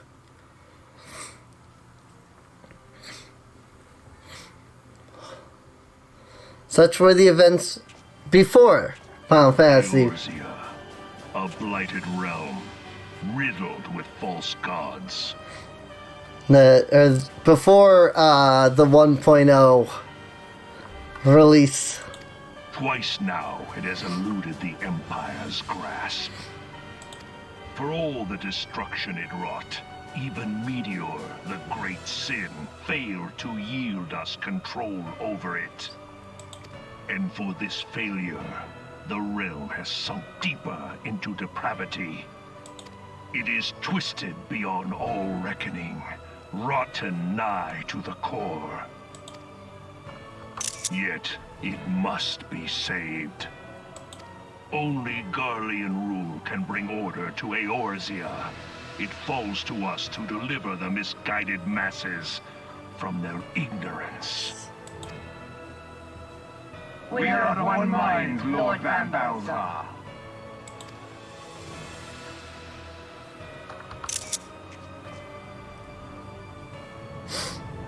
Oh boy.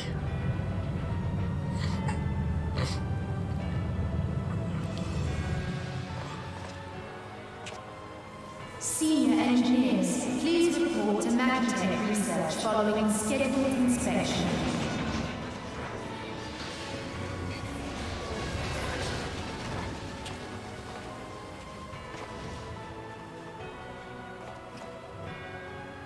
Hey, is the Legatus really planning to take another tilt at Eorzea? Hey? What hole have you been hiding in? We're in the midst of preparing for a new campaign, and a huge one at that.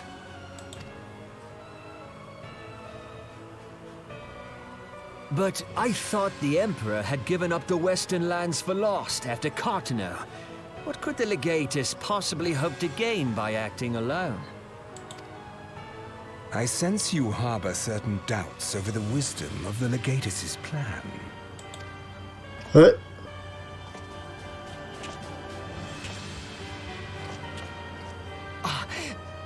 My lord! Please, call me Nero. Tell me, where were you born? Othard, my lord. Alamigo, my lord. Ah, codename Hummingway, I presume. I don't know what you... Silence. Your denials will not change your fate. I assure you, Frumentarium sees all.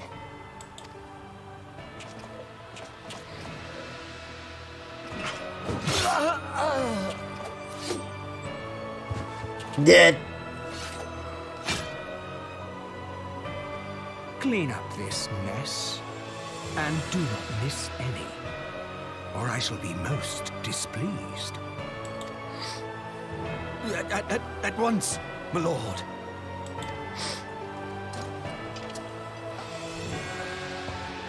He's not a demon overlord. Garland. Soon you will be made to know the true power of Magitech.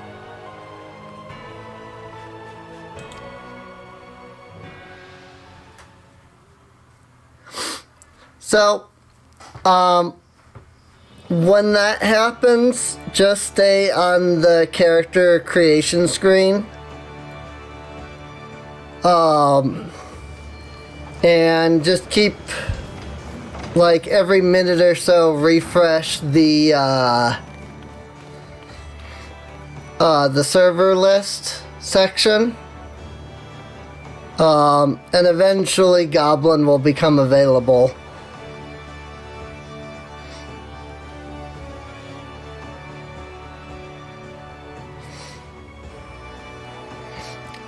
The issue that another issue that the servers and things are having right now is right at the moment they're so congested that the only time you can actually make a character on any server is when there's a free slot open.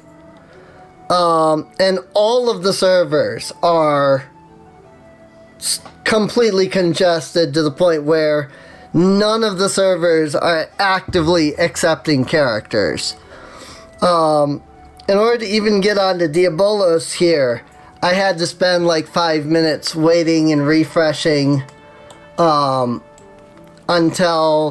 Diabolos became available. So it will take you a little bit to actually get in to Goblin. And you must be the envoy from Gridania. Welcome to Limsa Laminsa, my lady. Admiral Blofuswin awaits your arrival. But as long as you stay with your character created and just refresh, the screen there where you're, selecting what server, eventually Goblin will become available, so. You are the Gridanian envoy. Welcome to Limsa Laminsa. The Admiral has been looking forward to your arrival. Please proceed to the Crow's Lift at your earliest convenience. It will take you to Bulwark Hall. Once there, pray speak with Zunthale. He'll be pleased to show you in the Admiral's command room on the bridge.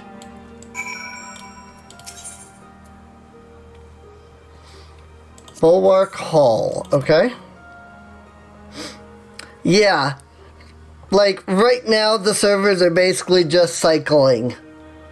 And like, one will become available for a couple of minutes, and then another will become available for a couple of minutes, and, you know. So, none of the servers are actively open and available for new characters. You just kind of have to wait until there's an opening on the server. And it doesn't like rotate in any kind of order, because it's just whenever there's a low enough amount of players that it can run a character creation.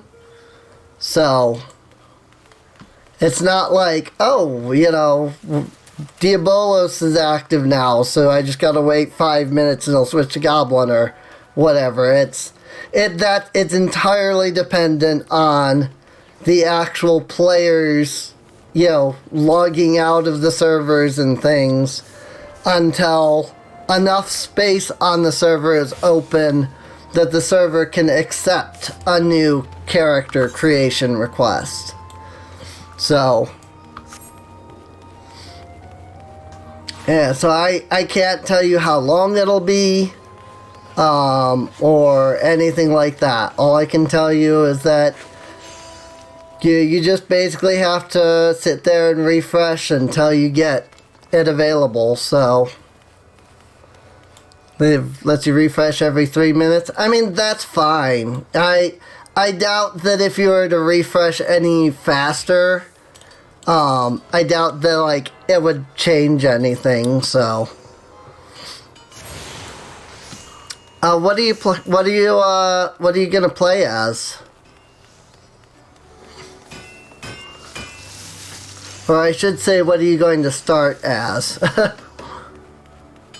Because technically you can play as any class, you know, once you're into the game, but what you start as determines, you know, where you start and things. Pick Lancer. Okay. Lancer is a good one.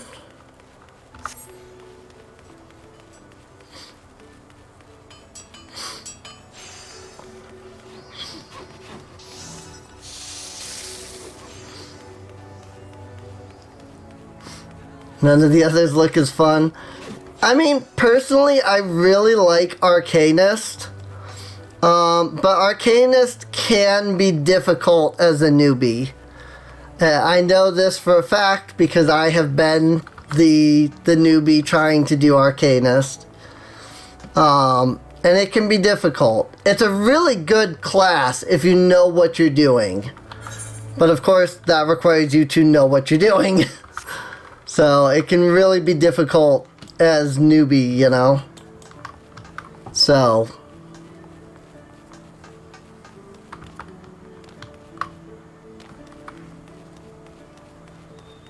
Magic looked cool, but I think I'll wait. Yeah, that's fine.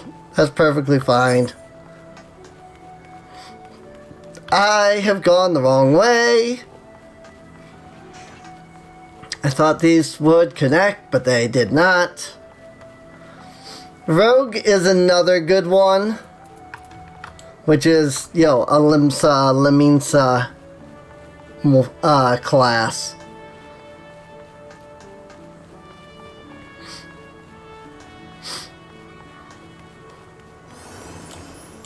And it has one of my favorite other female characters as an NPC. So here's where I could pick up fishing. I could become fisherman, because this is where the Fisherman's Guild is.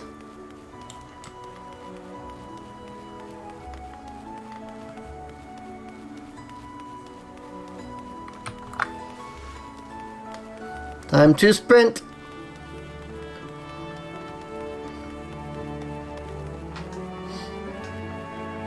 Yeah, I think if I had just run down that way, it would have been just as fast. Well, I didn't even think about just freaking using the Aether the aetherite when I was down there. Oh well. Whoops, I passed the stairs.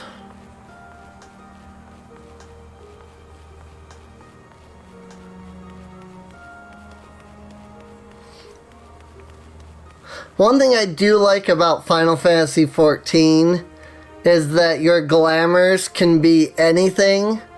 Like, it doesn't matter what class you are or what your class normally wears. Like, you can glamour anything. You can walk around in cloth, but be wearing, like, plate armor, you know? Using glamours. So, go ahead and attune to this. And I know that I still need... Oh, the Culinarians and the Marauders. Okay. And they're both that way. Okay, so it literally is just the two that are up this way. It's like... It's been way too long since I've actually been in Limsa. Like, without the aetherites. I don't know where anything is anymore. Like, I just use the Aethernet to get everywhere. So I don't actually know how to get anywhere without it. So unfortunately also means I don't actually know where the Aethernets themselves are. So...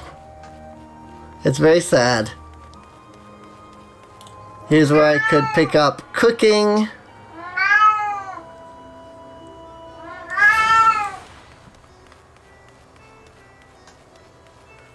Now let's head over to the Marauders Guild.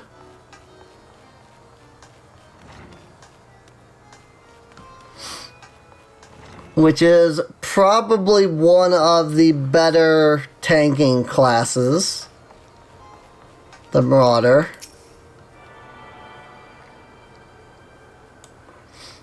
Or at least of the beginners classes anyway. Yay! We're attuned to all of the Limsa Aethernet shards. Okay. So let's head back to the Limsa Aetherite Plaza.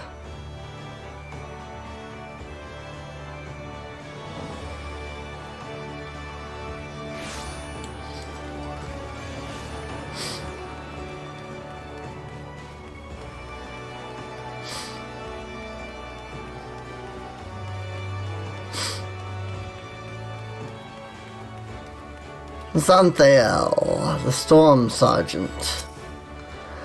The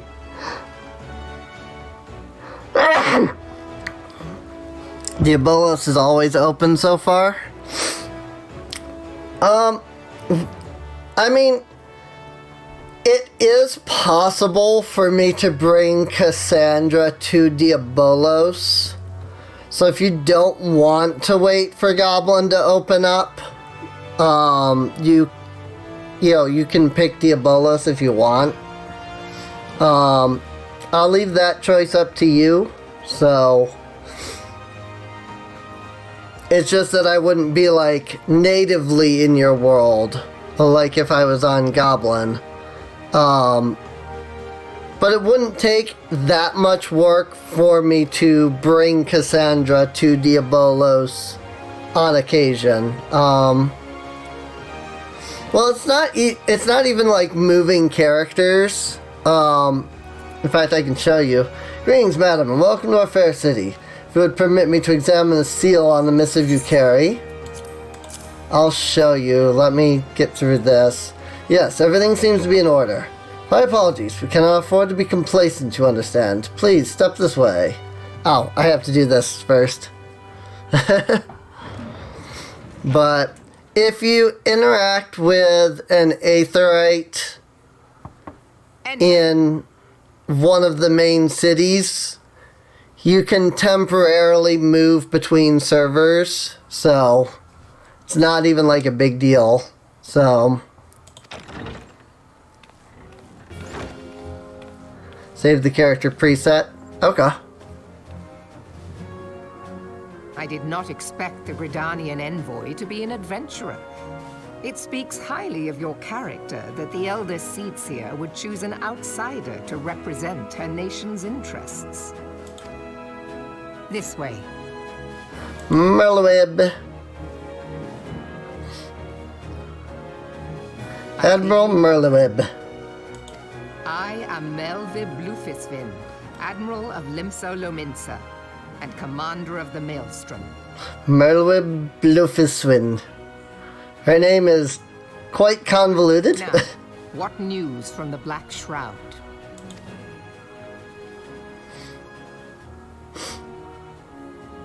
What race are you playing as? A memorial service to honor the fallen.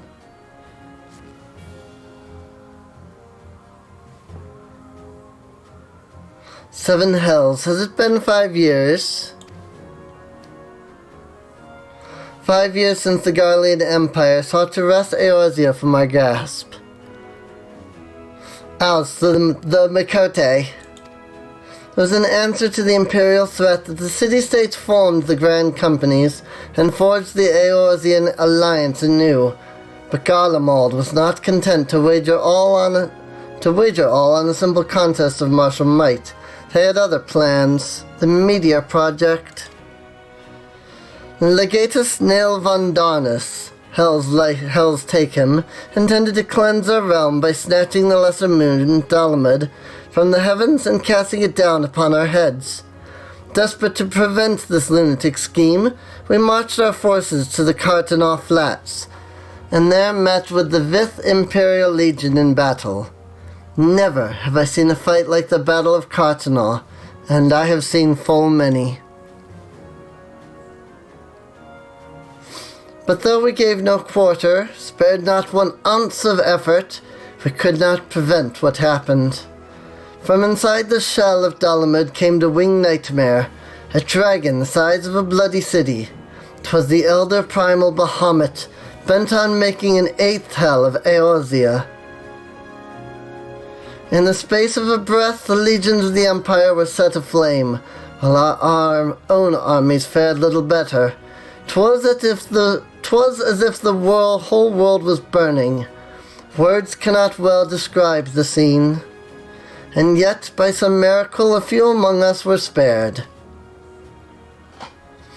Even as I steeled myself for death, a blinding white light enveloped me, robbing me of my senses.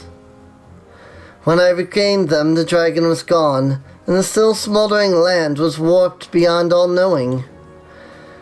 Were Archon Louis Sois still with us, he would doubtless shed some light on these unfathomable happenings. Alas, he is not, and I fear we will want for his wisdom in the days to come. For while our nation struggle to recover from the devastation, the beastmen call forth their damned primals to torment us anew. Unless we put aside our differences and rebuild now, our foes will catch us unprepared. And I speak not only of the beastmen. Do not imagine that the Empire has forsaken its claim on Eorzea. The Imperials crowd our borders, waiting to strike. Damn it all, we need champions to replace those we lost. But such thoughts are worse than worthless. Time is short, and none will save us save ourselves. It is the duty of every soul who survived the calamity to work together for the good of Eorzea, and this memorial service may be the very thing to unite us. Aye, Kana Sina has the right of it. I accept her proposal. Or Kana Senna, rather.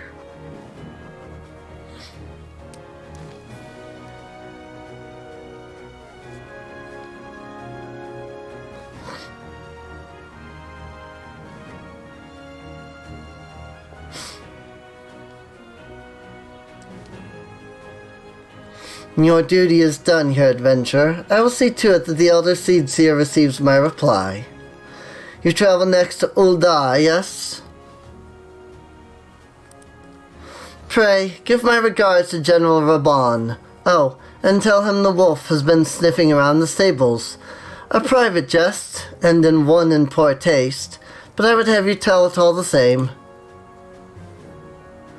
Fare you well, Liliya. May the navigator guide you on your journey.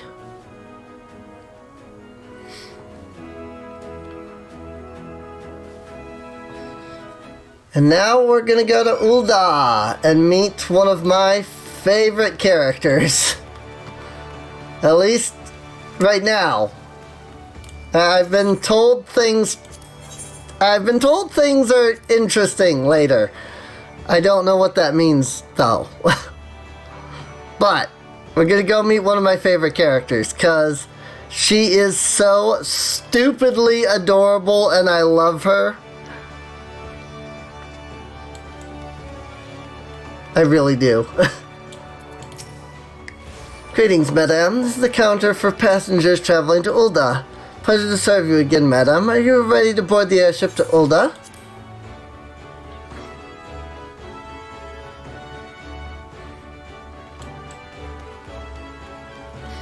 And off we go to Ul'dah. You have to say it correctly. It's Ul'dah.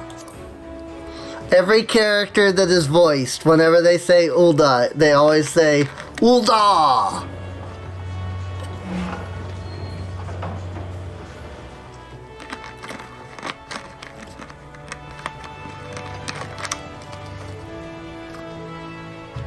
Like they make a big, the da is always, like extra pronounced. Ul'dah, the steps of Nald.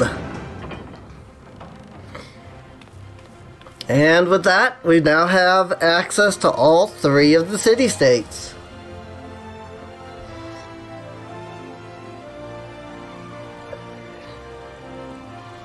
Emphasis on da! Yes. Big emphasis on da. Ah, you must be the envoy from Gridania. Welcome to Ul'dah, madam. The Flame General awaits your arrival.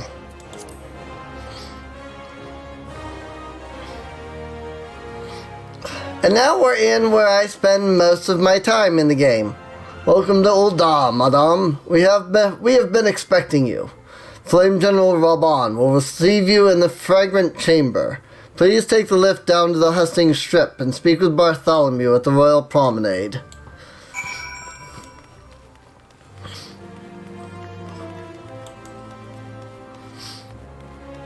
Nana homie. Down to the Hustings Strip.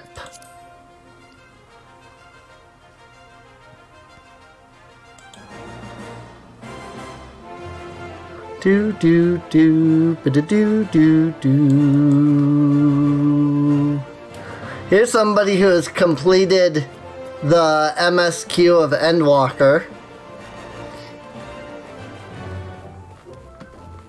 If you complete the MSQ of an expansion, you get a title for it.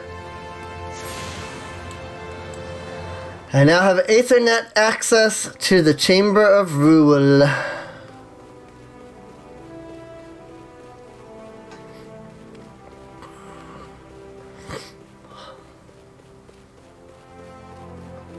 And off to the Royal Promenade. I get all the Aethernets and such in a minute here. The Gridanian envoy, I presume. Would you be so good as to allow me to inspect the missive you bear, madam? My thanks. Letter to the General. Ah, yes, the seal of the Elder Seed Seer. Please proceed.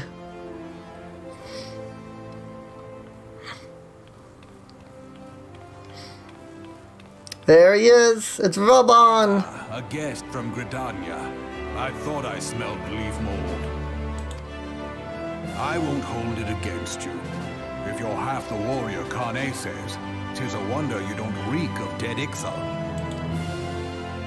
Welcome to the Sultanate of Ul'dah. I am Raban al-Din, General of the Immortal Flames. Also, his voice acting is really quiet for some reason. But you did not come all this way to trade formalities.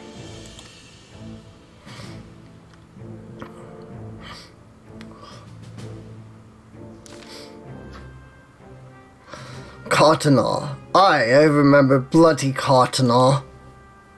Do you know what happened that day, adventurer, when we took the field against the Garleans? So my counterparts have educated you.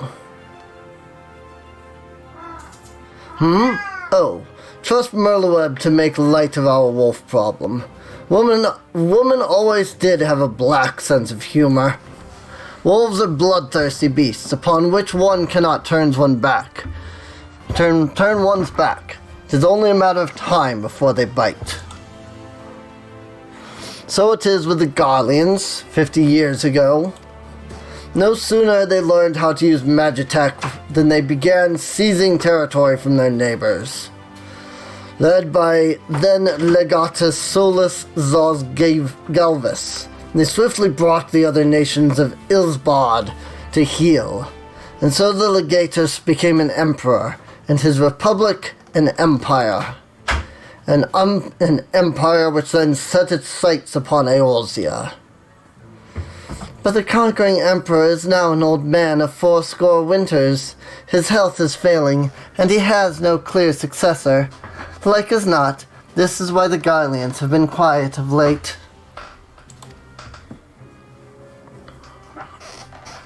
But the 14th Imperial Legion is still entrenched within our borders. There's the 14! And their commander, Legatus Gaius von Belsaw, has long harbored ambitions of conquest. Were he to strike now, I fear we would fall like so many others before us. And not only Ul'dah, but Gridania and Limsa Liminsa as well. For the calamity brought the lot of us to our knees. We've yet to give up. We barely have the strength to stand against the beast tribes. Never mind the primals they mean to summon. We are a realm divided, adventurer, an alliance in name only. But the wolf cares not for the plight of its prey. The Garleans stir, and the Admiral would not let it go unnoticed. All other concerns pale in comparison to the Empire, even the beast tribes and their bloody primals. We must stand united once more, that much is clear, and if we're to do so, we must remember the cause which last brought us together. Kane will have her memorial. We will honor the memory of the fallen. We will remind the people what their brothers and sisters fought and died for.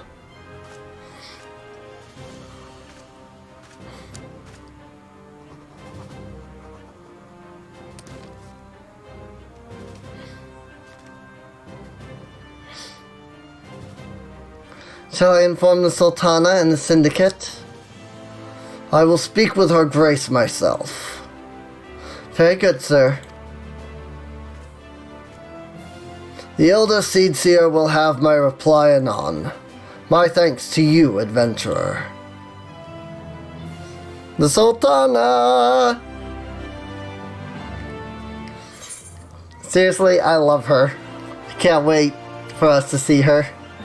You may now make use of the airship routes connecting the three nations. Before you may board, you must pay the prerequisite fare in Gel. Strong Lance Arm 2. Yay, I hit level 20. Obtain a whistle with which you can summon your very own minion. Where is it? There it is. Wind up airship. Go ahead and sort.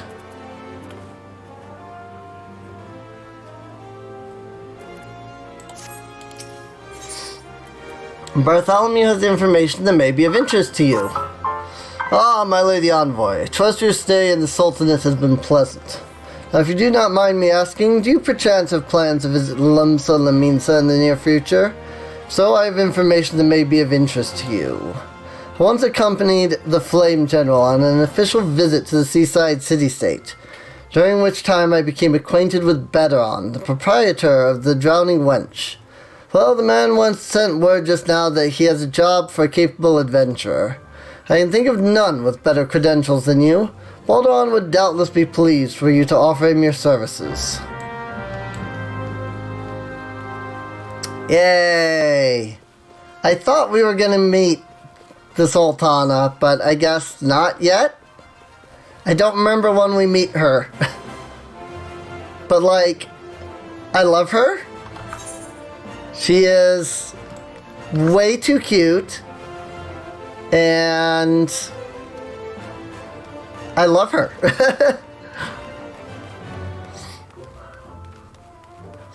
But unfortunately, it does not look as though we meet her yet. I thought we did, but it must be a later quest. So, go ahead and start hitting up the Ethernets. Or Aethernets, rather, whatever.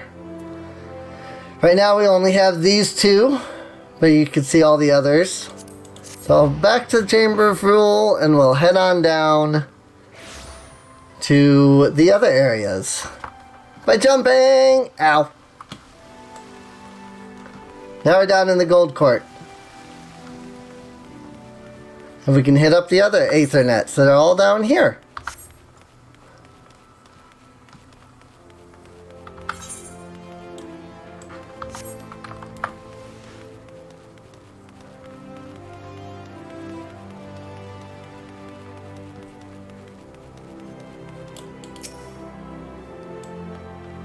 It's always a good idea to hit up all of the Aethernets, though.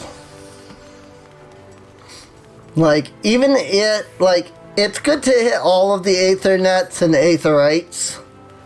It's especially good to hit all of the Aetherites, specifically, because those are the ones that let you actually teleport, like, between cities and stuff. But it's always a good idea to hit all of the Aethernets as well, because getting around can take a very long time. One of the things is that, unlike other MMOs, you actually cannot, like, mount in cities.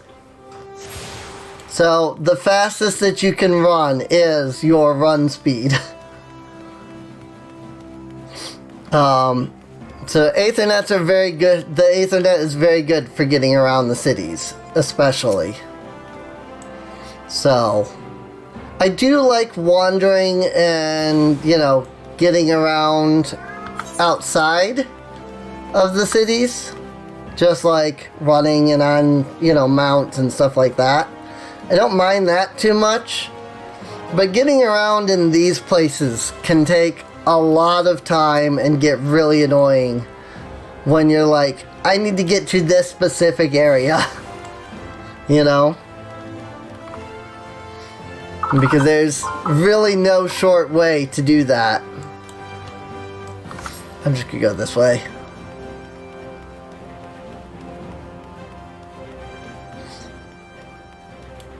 Also, this is the Colosseum, if you want to become a gladiator, which is one of the other tank classes.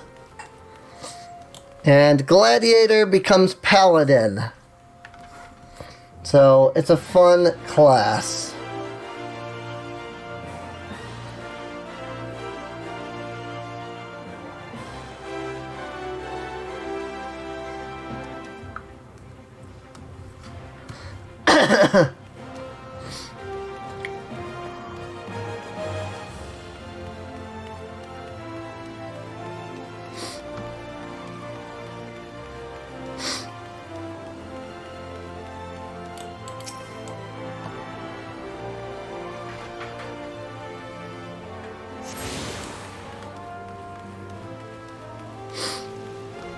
There's the Thaumaturg's Guild. And so now we just need the base Aetherite, and we need the Adventurers Guild Aethernet. And then we'll have everything. So I spend most of my time here in Ul'dah because this is Cassandra's Grand Company. These are the Immortal Flames. And they're pretty cool, honestly, not gonna lie. But because they're my grand company, I tend to spend a lot of time here. So...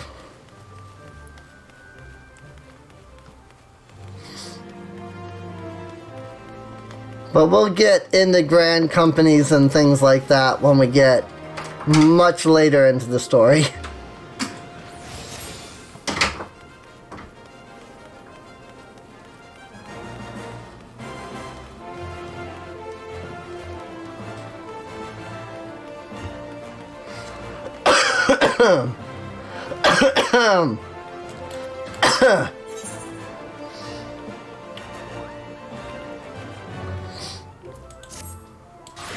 I don't remember what that is, so I'm not going to bother with that right now.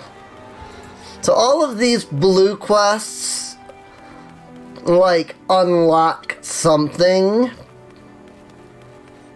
but what they will unlock is, you know, dependent on what the quest is. And unfortunately, there's very little way to actually see what it is until afterwards, which is slightly annoying.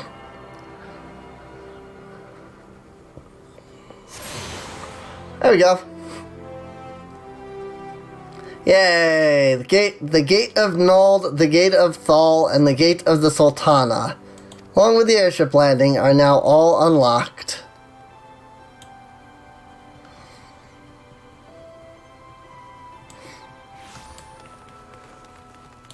Alright, so now that we can get between the 3 cities with but a click of a button, let's head over to Limsa.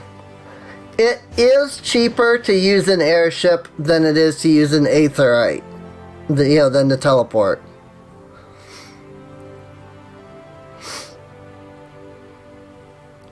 But not by like a major amount. So, and then you honestly, you get so used to using the aetherites that you'd end up, at least I ended up, forgetting that utilizing the airship is even a thing. So I need to go to the aft castle. Oh, so now that I'm here, I can visit another world server.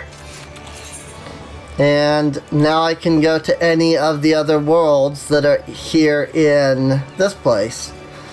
So yeah, like if I ever needed to bring Cassandra to a different server to play, you know, I can do that here real easily. So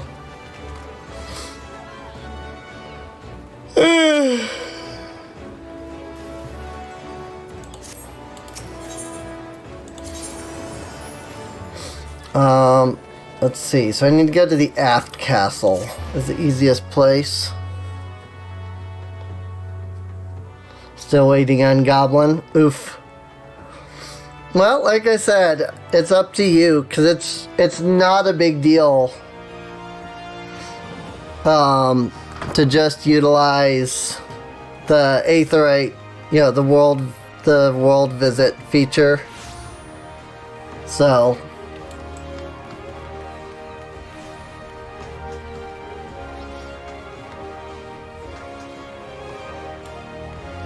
this guy's got some nice cosmetic armor. It's already 1 a.m. Yeah. It is late. Welcome to the Drowning Wench. Sit wherever you like, lass. I'll be with you in a... Huh? Aye, I'm Betaron, alright? Who's asking? Ah, heard as I've got a job for Cape Ventura, you say? Well, you're bloody right. Just so you're fairly warned, though, this ain't no job for the faint of heart. Things are liable to get downright bleeding hairy. If you think you're still interested, let me know and I'll fill you in on the details. None of this is good. Literally none of this is good for me. Because I already have the novice gear, which is better. Baderon! Baderon has need of a capable adventurer. Time to unlock our first dungeon. I thank you for taking the time to help me out. I'm sure you're busy, so I'll come straight to the point. Word has it, some suspicious-looking buggers have been sneaking in and out of the Sastasha Sea Grot, and I need a trustworthy sort to head up north of Airport and find out who they are and what they're up to. Don't sound like much, I know. But if it weren't so long ago as the Fishback's pet pirates paid us an unwelcome visit, and folk are feeling a bit nervous. If you would permit me, Master Baderon, I should be happy to elaborate. Ah yes, Commodore Raynor. Well, if it ain't the Chief Yellowjacket himself. To what do I owe this rare honor, Commodore Raynor? Come to make sure me patrons are behaving, or just thirsty? Neither, in fact. I was informed that you had requested an adventurer to assist in my investigation, and I came to offer what information I could sift from recent reports. Over the course of the past moon, there have been several sightings of an unfamiliar vessel off the coast of Aleport, in the vicinity of the Isles of Umbra. This information came to my attention no more than a few weeks after a squad of my own soldiers had completed a routine patrol of the region, the Sastasha Sea Grot included. And their search revealed little, save that a family of Swirls had taken up residence in the caves. Nothing to concern us, in short. In light of recent developments, however, it would seem wise to search Sastasha again. But with the Sahagin tests in our defenses daily, I am loath to assign the task to the limited forces at my disposal. Our line is stretched as it is. And thus I sought the services of a competent adventurer to conduct an investigation in our stead. Any aid you can offer in this matter would be greatly appreciated. Sure. Then it is settled. Sastasha is located in western Lanasia. For more detailed instructions on how to reach the place, I suggest you consult Vermelpa. She can be found at the ferry docks on the lower docks. You heard the man. Good luck to you, lass.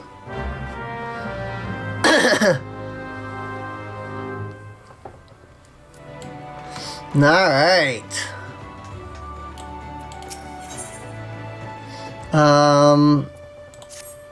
Oh, right. That's that thing. I will do that later. There's an interesting little quest line there. I don't exactly remember what all it entails, but I remember it was kind of fun and kind of interesting. But for now, off to the Leminson Aetherite Plaza. Actually, no, it wants me to go elsewhere, doesn't it? It probably wants me to go to a specific place. Let me check the quest again, because they did say something about the ferry docks. It's Cat Girl Bandit. I don't know who that is, but it's just a fun name. Yes, I do have to speak with Vimelpa. So, off to the Fisherman's Guild in that case.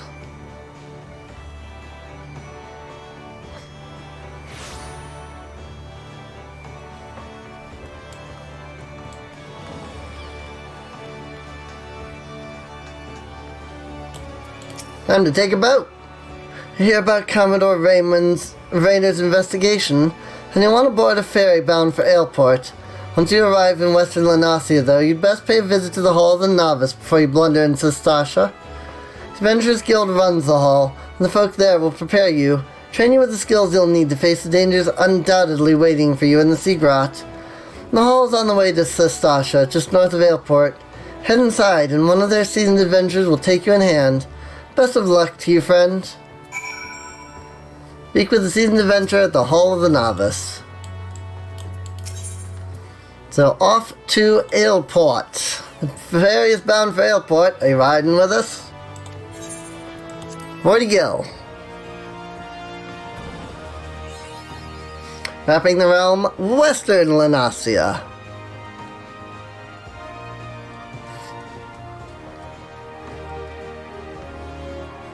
have arrived. I was gonna say, eventually. Off to the Hall of the Novice. So normally this is the point in which you would do the Hall of the Novice stuff. But obviously I did it all a little early. But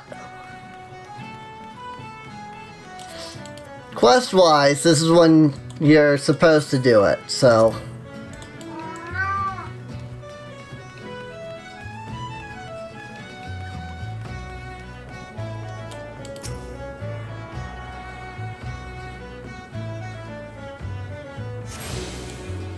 That said, if you want a pet cat or a pet dog, talk to Scribbled over there. He's got a quest, or a couple of quests, that will let you get a cat pet and a dog pet.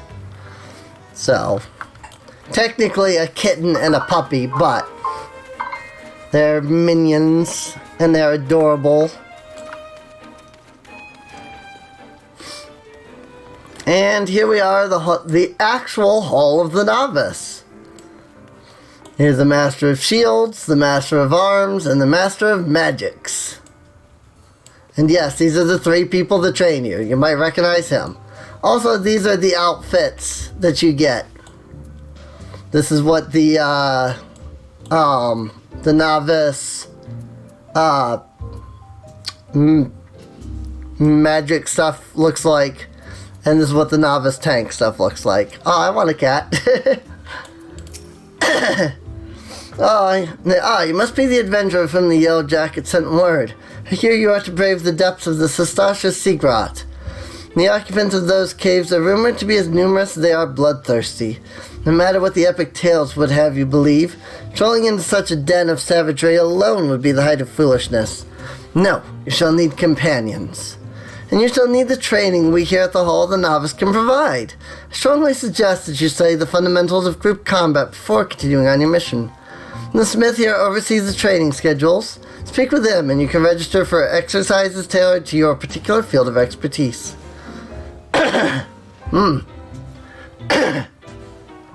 When you've mastered all that our masters have to teach, then it will be time to head north once more. Report to the Yellow Jacket Scout at the mouth of the Sastasha Sea Route, and he will furnish you with the details of your duty. So, normally you would now do the Hall of the Novice stuff, but because I've already done that, I can just keep going on. And we can queue for our first dungeon. The Sastasha Sea Grot. Should be interesting. Hopefully we'll get into one pretty quick. I'm a little concerned because I'm DPS. Please tell me you're here on Yellow Jacket duty and not some daft sod out for a stroll. I can't take any more of this blasted waiting. You are? Thank the gods. Assume you already know about the ship seen slipping around the Isles of Umbra. They've been on the lookout for pirate activity ever since the vessel was sighted, thinking a crew of cutthroats might have a den nearby. It's when we received word that men of questionable quality had been seen passing in and out of Sastasha here, who weren't entirely surprised. I've yet to see them for myself, but if the slot belongs to those fishback-fancying serpent reavers, well, you can imagine the panic it'll cause. The kidnappings are still fresh in people's minds. Anyway, your task is to poke around in the caves, find out exactly who you're dealing with. While you do that, I'll be keeping watch out here, praying you don't spot any blue-face tattoos. Use Duty Finder to enter Sastasha. Duty Finder is unlocked. Sastasha, now accessible. Instanced raids and Duty Finder. Using the Duty Finder. Yeah. Now we see how long it takes. Because I do not know how long it will take to queue, because I am DPS And unfortunately, DPS tends to have the longest queue times. Just because there's so many DPS and so few tank and heal. So, if I were a tanking class or a healer, I would be more likely to get in. In fact, there's usually more tanks, there's more DPS than tanks, and there's usually more tanks than healers. So healers tend to be the ones that get into just about everything. If you are a duo, 2 people, and one of you is the tank and one of you is a healer, you can practically instant queue every time. The healer tends to usually instant queue most of the time too. So,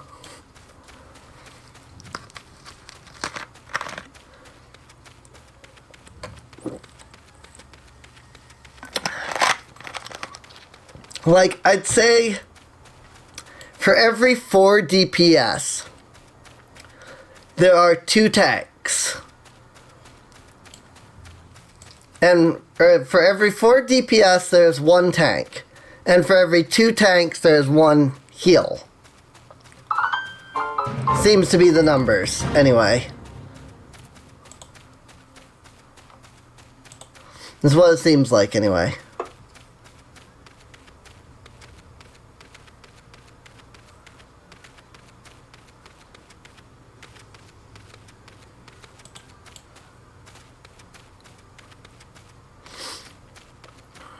That said, while I'm doing all this, I'm going to stop and pick up the Chocobo Porters and the Aetherites. Oh, there's somebody that has the kitty cat. There's the cat pet.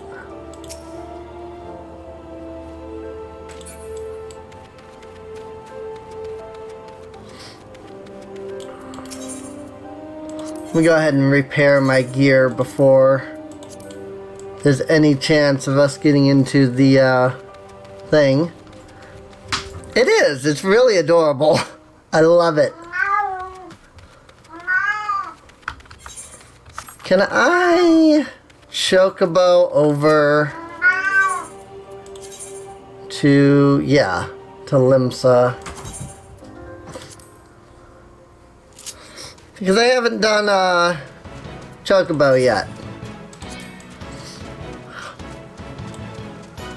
Now I paid 15 gil, but at any point along the way I am able to dismount. I still pay the full monies, but I'm able to dismount.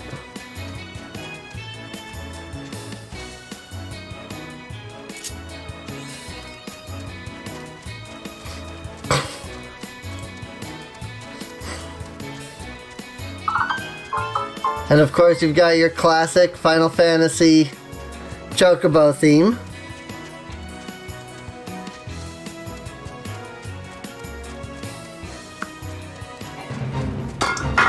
Ooh.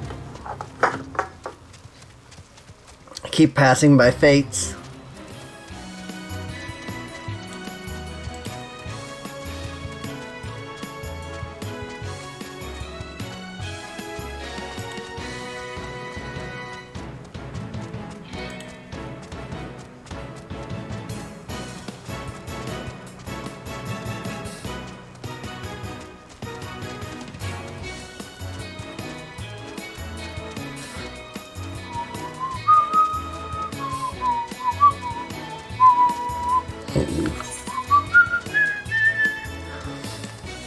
For example, if I wanted to come over here to Summerford Farms, now would actually be a good time to dismount.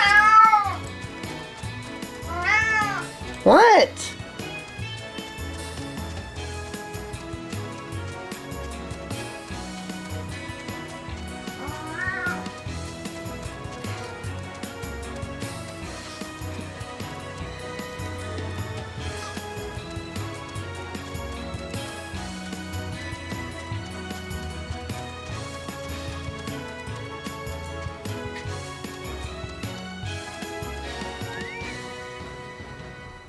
we go.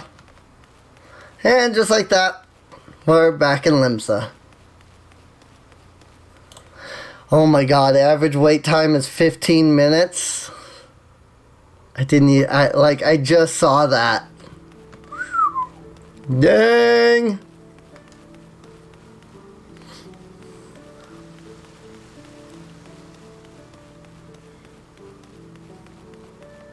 Well, 13 minutes, but yeah. Still high.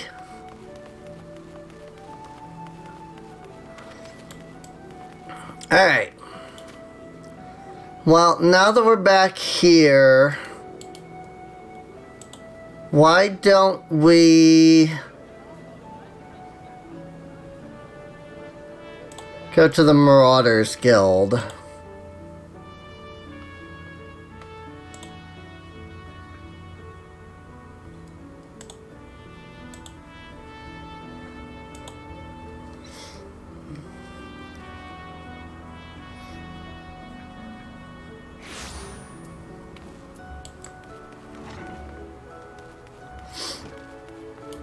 There's Colonel Commodore Rayner up there too. He's the head of the Yellow Jackets. Yo there, adventurer. Curious about the Marauders Guild, are you? Any axe worth wielding needs two hands on the haft and has a blade what can chop clean through a galley's mast. That's the kind of weapon our members train to use with deceptive swiftness and brute force. If you have a mind to make the Marauders arch your life's work, then our guild welcomes you with open arms. What say you, lass? Keen to join the ranks? Well then, there's a bit of guild history, so you know what you're getting into. It all started with ships, you see. What have ships got to do with axes, you say? Well, building them would be pretty bloody difficult without a sturdy tool to lop down trees for timber. Since only the navigator herself knows when a ship will run afoul of a storm or worse, it makes sense for the crew's carpenter to carry an axe on board. But any tool on a ship can become a weapon, and the axe is perfect for hooking yourself over the rail of an enemy vessel, letting loose in a whirl of steel, and generally laying waste to all about you. As more seafarers took up the axe as their weapon of choice, so did the bloody art of the marauder begin to take shape, especially among pirates. Their strength and skill decide your place in the world. With nigh to assembling crews of battle-ready raiders, pirates started teaching the proper way to wield a chopping blade to their new recruits. And that's how the Marauders Guild first came to be. After the Gladian Accord was signed, though, the Marauders Guild was never the same. It was taken over, restructured, and purged of its pirate elements. It had been reborn as the institution dedicated to naught but the teaching of axe fighting. Members of this new Marauders Guild weren't no greed-driven cutthroats neither. They were warriors what sought to use their martial prowess for the good of society. Still keen, are you? Think it over, and let me know if you decide to join our ranks. Withered War Axe. You decide then? You're ready to join the Marauders Guild? Alright then, all that needs doing now is to speak with the Axe Master himself. Sound simple? Seen folks slink out the door rather than put themselves in the path of that unnerving glare. That's the bloke right there in the middle of the room. Warrenzoen's his name. Put some steel in your spine, and look him straight in the eye when you talk to him, lass. Good fortune to you.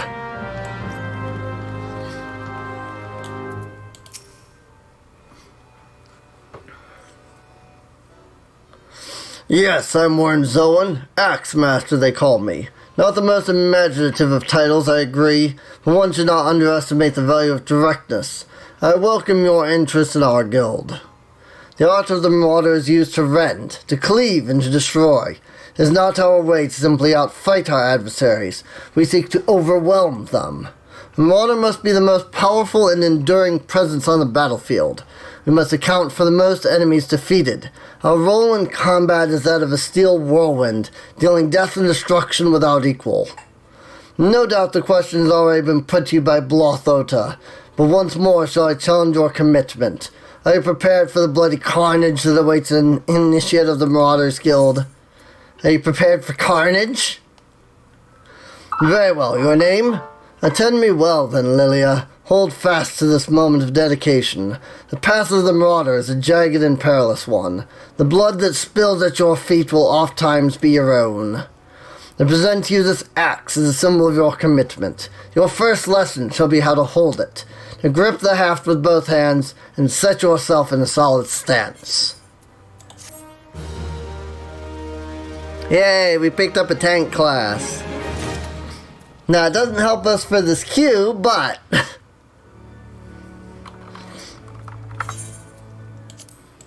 because they'll be too low level. However,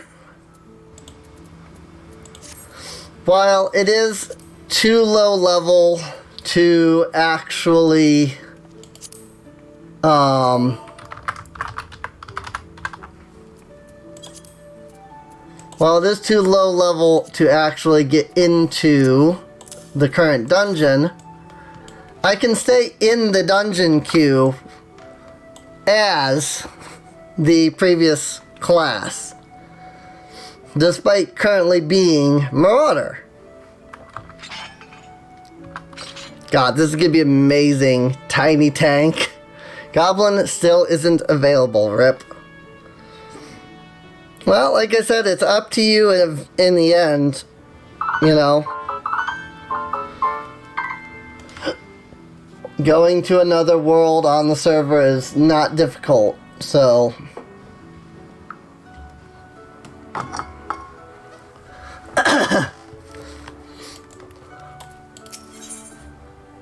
Taskmaster Warden Zolan would have you test the edge of your new axe in combat.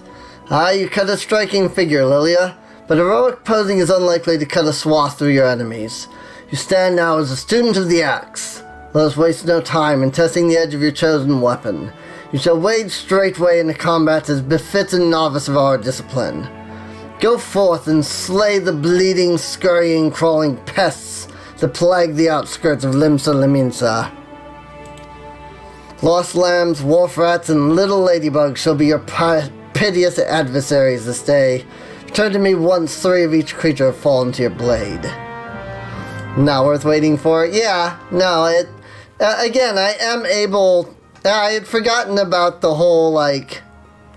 you know, difficulty with server and stuff. So... okay.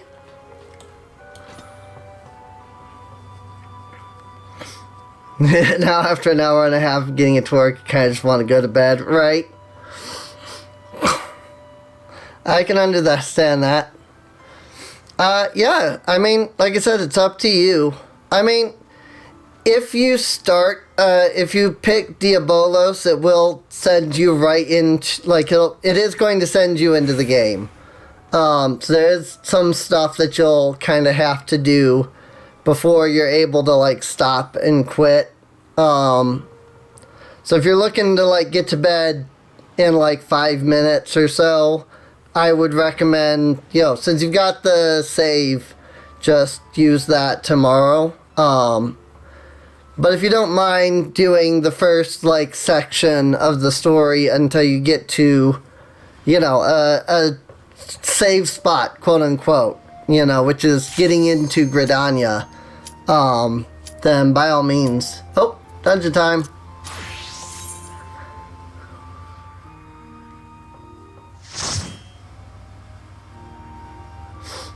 But regardless of what you pick, we can always play tomorrow anyway, so. Sastasha.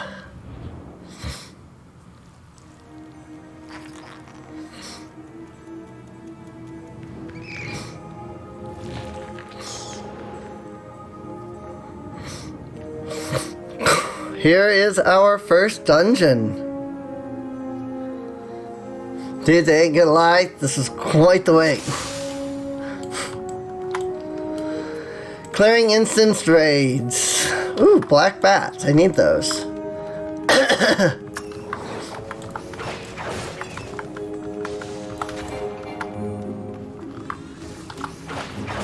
Now, this is another person that likes to just run the whole thing. Rip.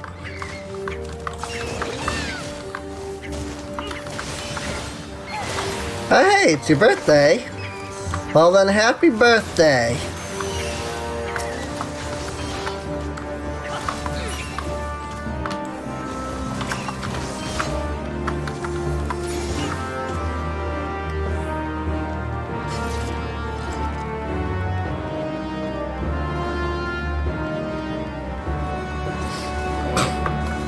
No problem. I'm just glad we were able to get it working and everything, so...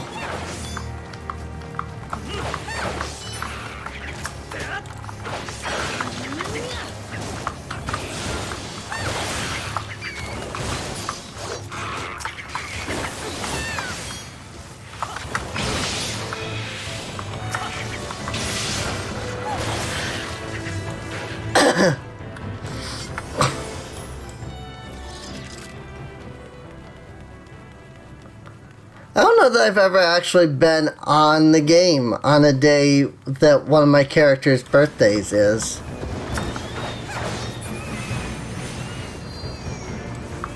Third-party launcher that worked? Yeah.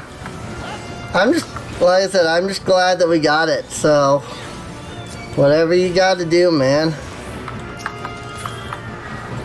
And that's the important part, I guess.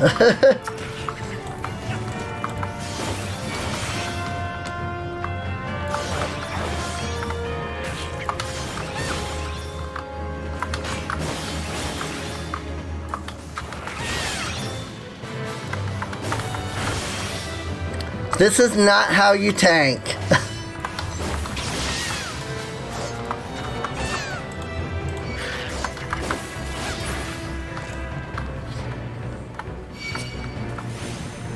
This is so annoying when people do this. Like, I thought I had left this kind of crap behind in World of Warcraft. Unfortunately, the World of Warcraftians have joined to play Final Fantasy XIV. And because of that, people have started playing like World of Warcraft. And I hate it. There's absolutely no reason to like rush as fast as you can. You have 86 minutes, or 90 minutes, I think, total. Like, we're not in a rush, people.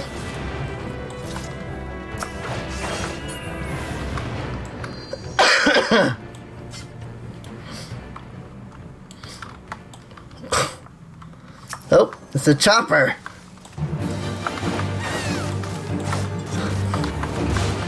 So this is a fully fledged swirl. Probably just grinding through runs. Yeah, but it's still really annoying. Because the healer just cannot heal when they're running. And then they get upset because the healer let them die. And they're like...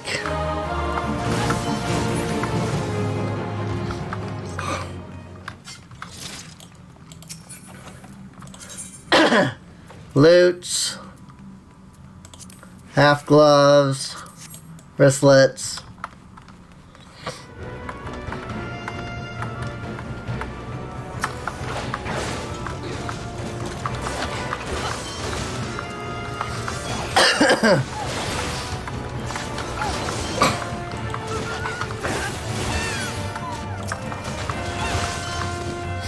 But I actually did a dungeon the other day where the tank just kept running and running and running and running, and I was the healer. And then they died. And I was like, I really can't heal you if you keep running. And he goes, well, I didn't know that you didn't tell me that you couldn't handle big poles. I'm like, it wasn't even that it was a big pole. It's that you literally kept staying out of my healing range. And he got all angry because it was his fault that he died. But that didn't matter to him. Everybody's just ignoring the loot. Foe Striker's skirt. I'm just gonna, you know, sit here and do this. Oh. Right, that is literally the same item. I'm just gonna go about doing my stuff. And...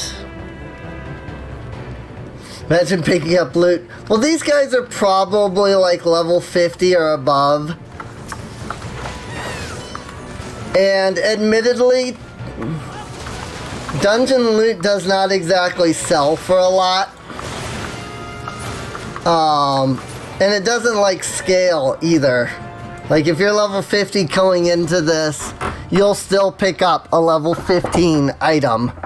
And so a lot of people just completely ignore the loot if they're like high levels.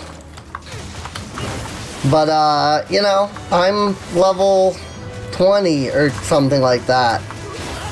I might be level synced to level 18, but I'm like level 20. I need these loots. So I'm gonna stop and pick up loots every time there's loots. I didn't even see that guy. And that is a thing. The dungeons level sync you. So like, they could be level 50, but they're still level 18 in this dungeon, you know?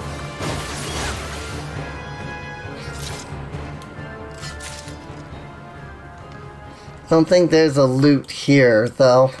Not in this room. Next time we do a dungeon, I will be the tank. Which will be glorious to see. Because I did pick up Marauder. And I think I'm gonna level that.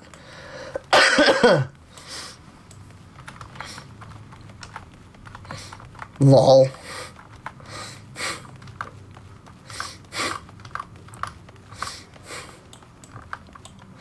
Oh, hey, Todd finally loot rolled.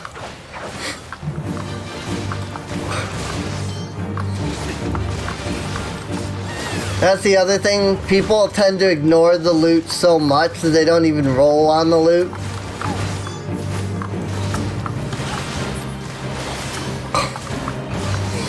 And so then you sit here the whole dungeon waiting for them to freaking roll on the loot. But then they don't. And you're just like, thanks, I could have used that, you know, increase in stats like 5 minutes ago. But nah.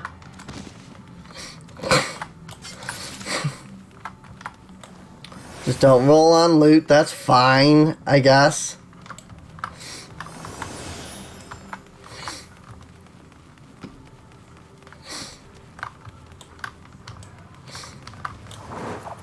Like, 3 items that nobody has rolled on yet.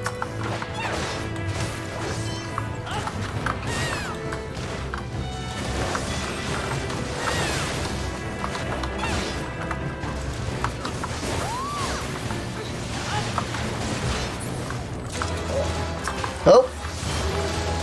Something came to me.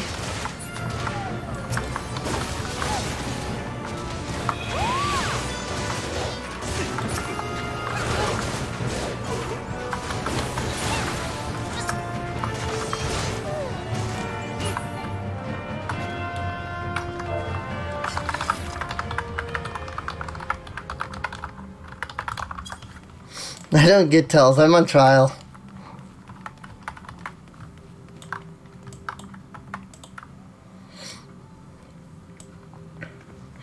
You know, I could really tick these guys off by pulling all of this in easy.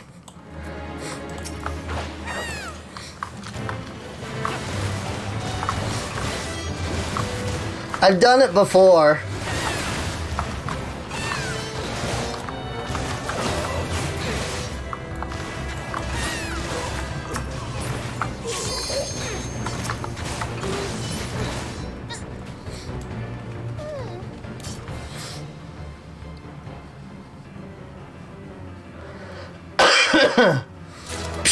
You sell your spawning grounds, Shorewalker.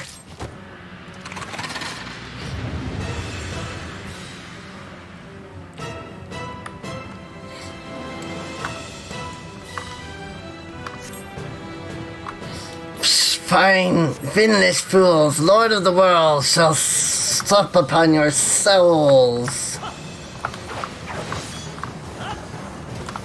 Gotta actually, like, pay attention, because these bosses do have dialogue. Sometimes, not always.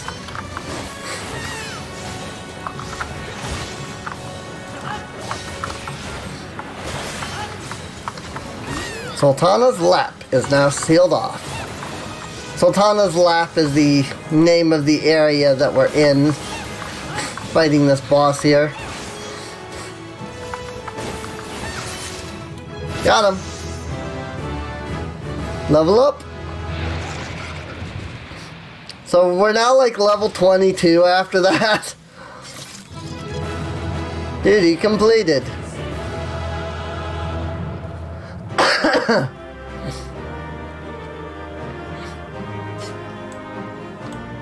Player commendations. Oh, people are actually still around. Okay. Just gonna pass the player commendation to the healer.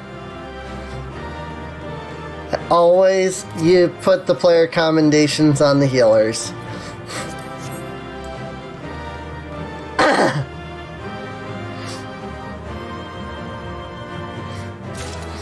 If you want loot, make sure that you don't leave the dungeon until the items are actually divvied out.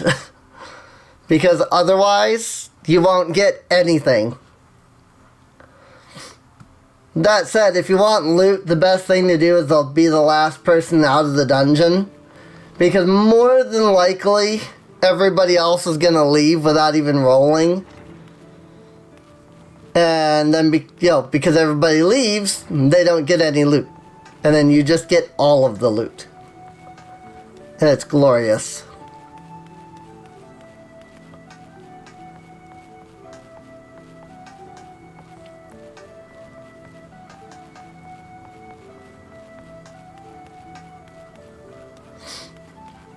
But yeah, it doesn't surprise me that we basically got a big carry out of that.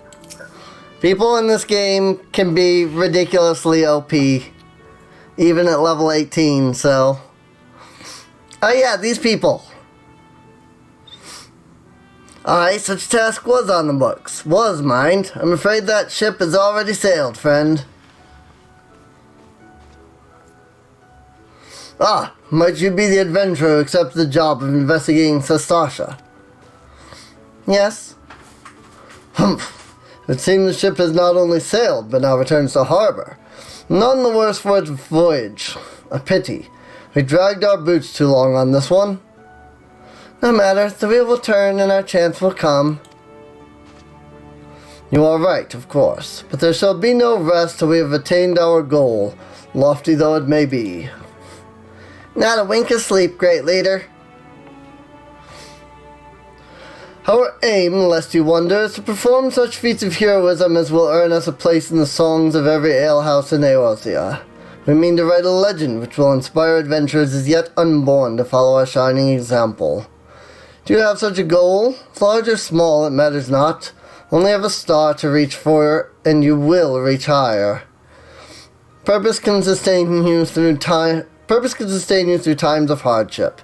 Keep your eye on the prize, and all obstacles will be overcome in time.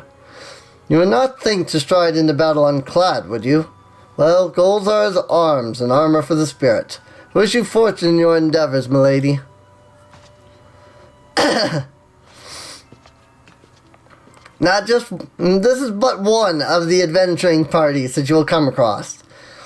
Back then, are you? With all your limbs and a tale to tell, I'll wager.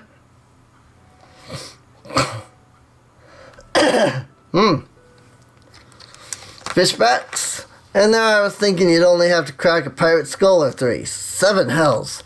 You turn your back for 5 bloody minutes and the scaly bastards have set up shop on your bleeding doorstep. Still, sounds like you left them in pieces, so I don't suppose they'll be carrying out whatever mischief they was planning. Unless they was planning on feeding themselves to the fauna of Sastasha, of course. Any road, all's well that ends well. On behalf of Limsa, I thank you for shedding some light on this mystery. You've lived up to your reputation, and I couldn't ask for more than that. Now I'll bet you're dying for rest, but just in case you're not, I was wondering if you might be interested in taking on another job. It just so happens I've had a request from our sister guild in Gridania, see? Seems the forest folk are in need of a adventurer that can get things done. For them to ask for help like this, you can bet the task won't be no skip through a sunny glade. But after the way you dealt with our fishback infestation, I doubt it's anything you can't handle. Give us a shout when you're ready, and I'll lay it out for you. Okay.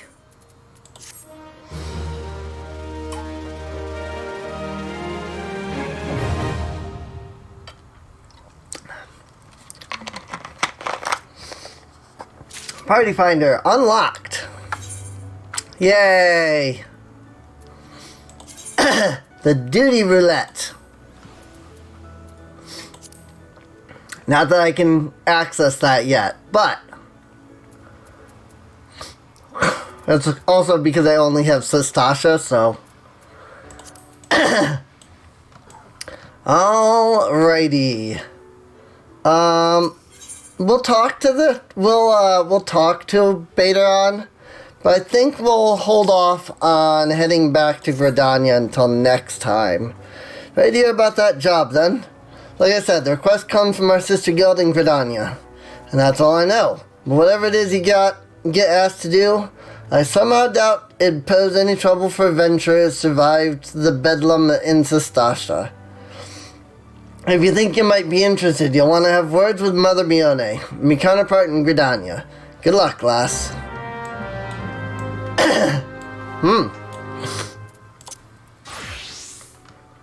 Alright. So I'm going to go ahead and switch over to Marauder so that we can get some maraudering done. Get this, my first axe quest dealt with.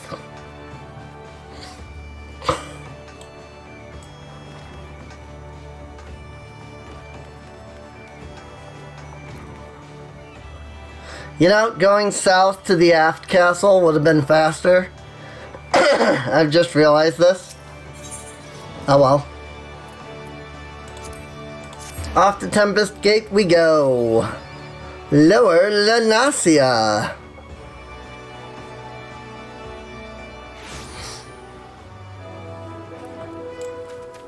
And I think I will spend a stream or two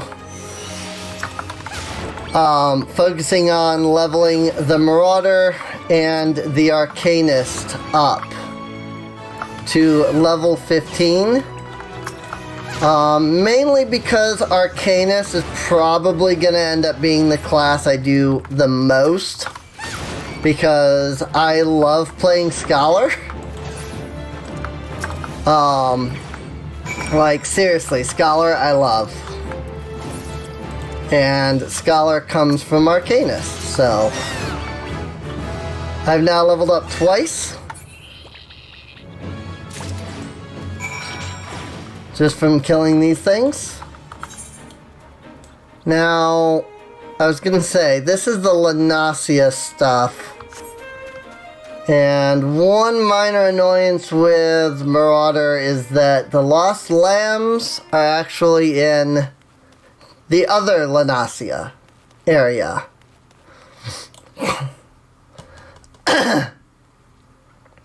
So, we'll probably end up hitting level 5 by the time we're done with this quest. Like, it should be super easy to get Arcanist and Marauder up to level 15. Because my Lancer is level 22, so...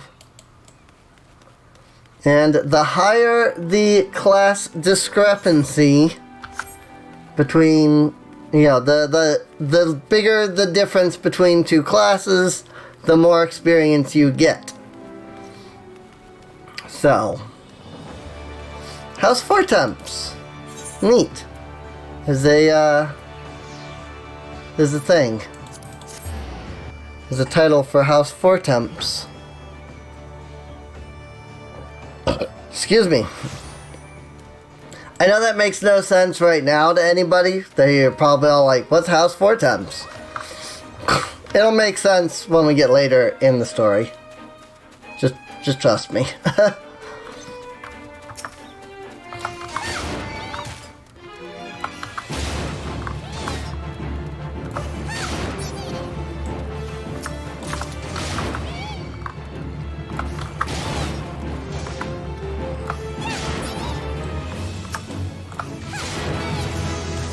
There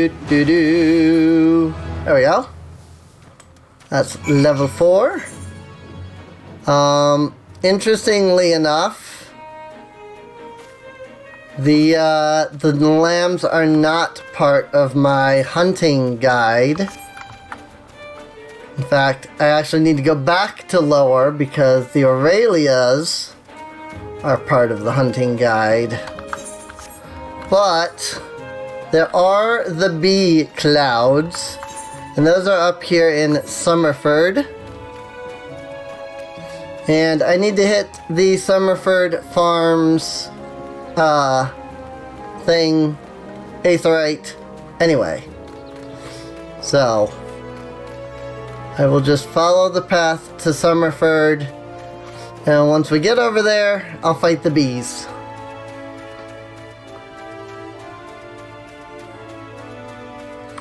Just think about that, though. I, a person wielding an axe, am gonna run over and slash at some bees with an axe.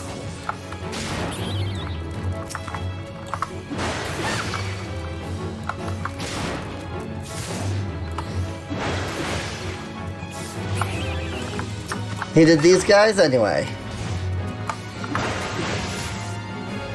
I'm actually curious how Arcanist is going to play out. I haven't played early level Arcanist since Endwalker did the big Arcanist change.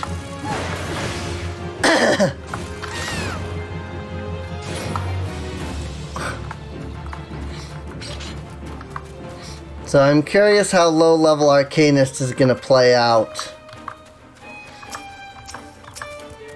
Oh my god. The bees are literally my closest target, game. Target my closest target, please. Also, I'm really not used to my first attack being 1. Usually that's Tomahawk, which is the throw. You throw your axe.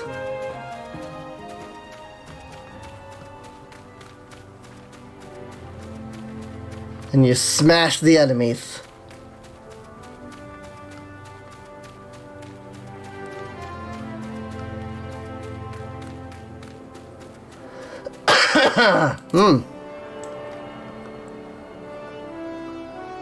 Unfortunately, the Arcanist is a DPS. It's only when it goes to Scholar that it becomes a healer. And technically there are 2 paths you can take as Arcanist. You can take Scholar or you can take Summoner.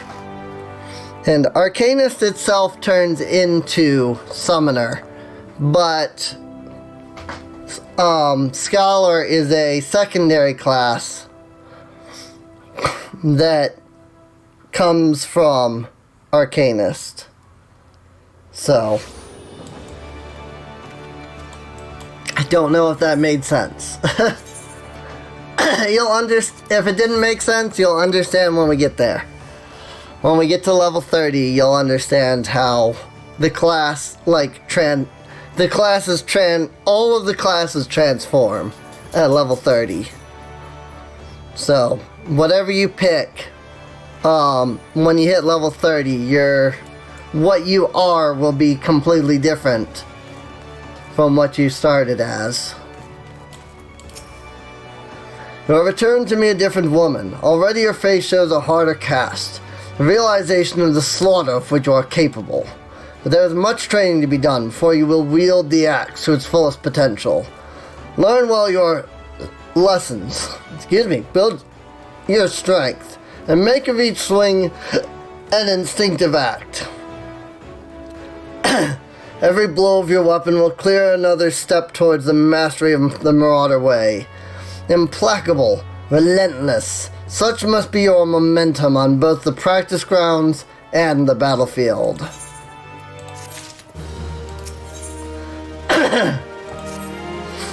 Liliya, you approach me with a marauder's strides, determined, unswerving, bereft of the hesitation that marked your first meeting.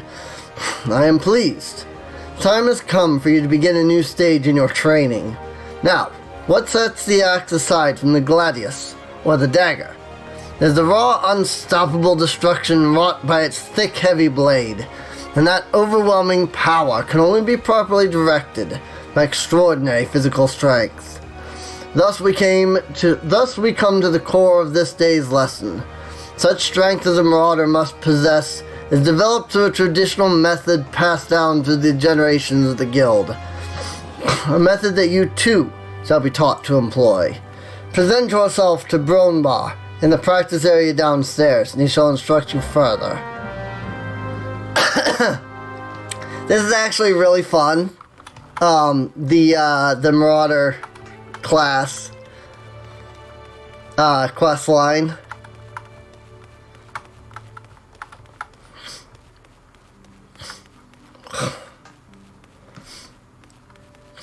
Because there's some interesting ways that they test you. The ex-master told you told me you'd be on your way. My name's Bronbar. Good it is to meet a new marauder. Now we axe wielders build strength and control by splitting boulders. That's right. Our traditional method involves smashing a rock with your axe. But you can't just use any old swing. You need to hit the rock just so. Rotgeim, a fellow marauder, is waiting just outside the Zephyr Gate, by the bridge over the Rogue River, to tell you how it's done. Yep. We're gonna smash some boulders.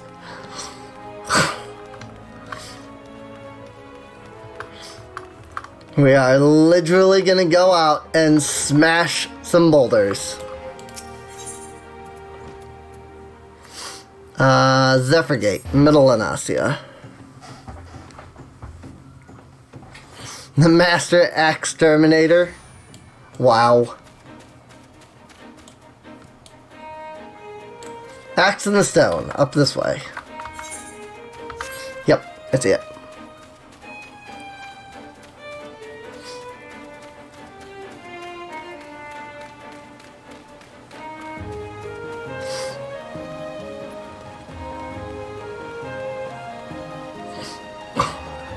Hi, Rotgeim. Greetings, lass. Ready to split some stone, are ya? I have 3 nice hard rocks for you to build up a sweat on. Don't try nothing fancy now. Just hit them with a good, solid, heavy swing.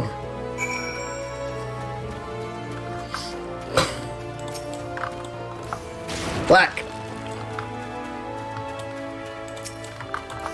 Whack! So I technically missed the first one. Whack!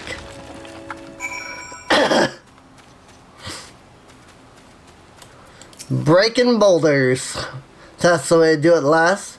Now you've got the idea. Why don't you have at him a little harder with that heavy swing of yours. Hold nothing back.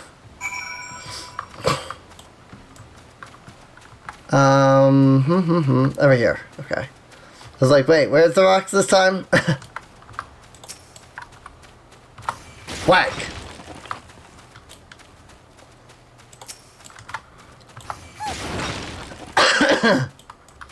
I'm literally splitting boulders.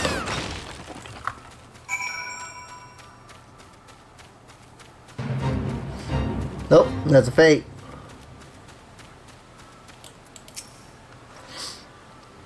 I can see you're a natural. My head's still ringing with the sound of cracking boulders. Take yourself back to Axe Master Wernzoen and let him know you're ready for something harder.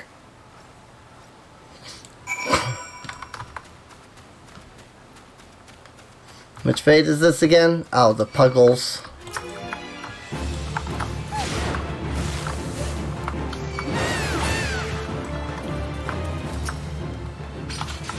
They're fish, but they float.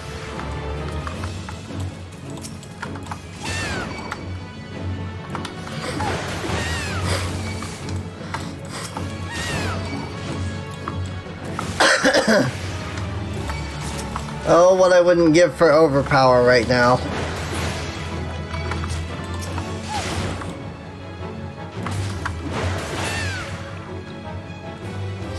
Overpower is my big AoE skill that I get.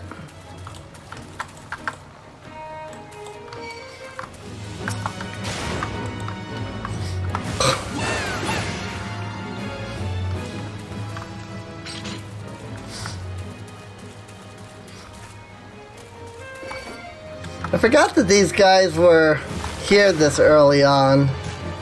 There's a couple of fates later on that also involve you fighting these guys, but they're like level 30 and up. So I completely forgot that they were like basic enemies this early on.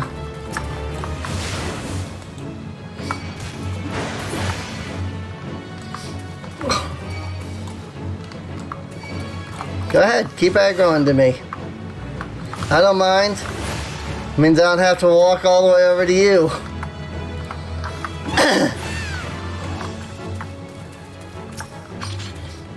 I also wish that I had my AoE move.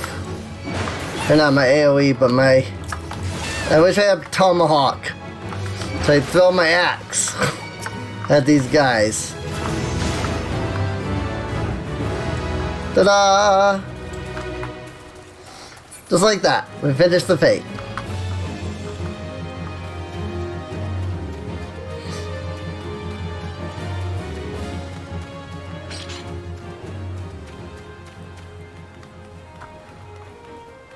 Whee!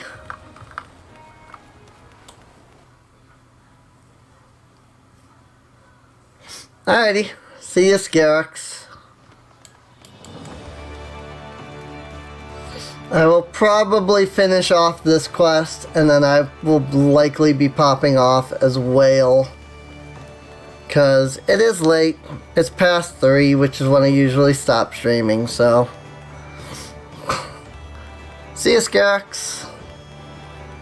Just let me know at some point tomorrow, and I'll see if we can get together and play a bit and stuff.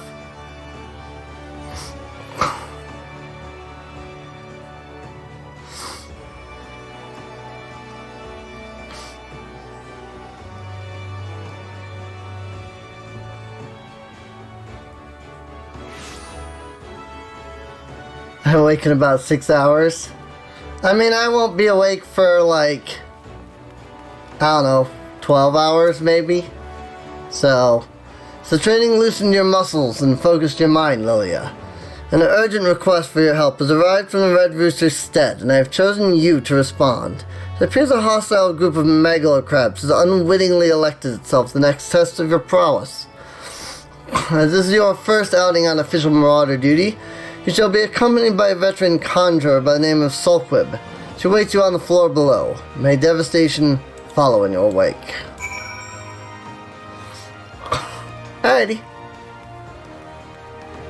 Then at some point I will message you and let you know.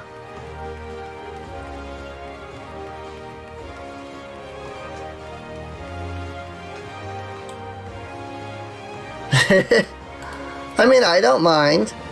Hi, Liliya. I know who you are. You seem to be like the only person that stays this long anyway. 'Cause Charmander was here, and Cat was here, and they've both left. So, hi, Liliya, I know who you are. My brother often has me escort his fledgling marauders on their more dangerous tasks. I suppose Warren Zone expects me to give you the details then? Very well. Seems the farmers needed to clear out a megala crab nest near the Mourning Widow in Lower Lanasia. So trust you to find your own way there. Just don't forget your axe. I'm sleepy all day long too. And I don't even get to bed for another like 3 hours. So... Lower Lanasia.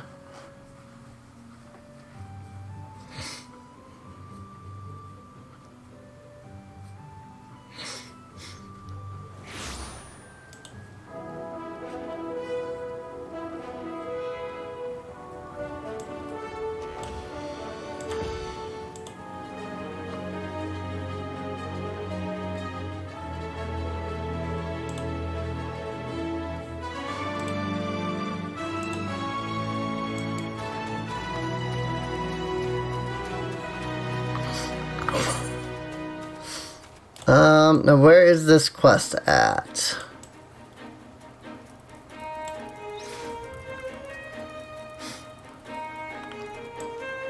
Oh yeah, I had fun too.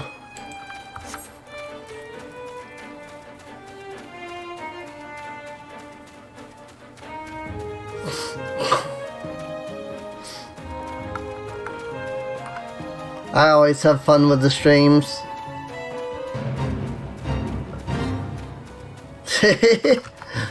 You have noticed. I was like, I should like add more mods. Yeah, add another mod that's actually like around for the streams. So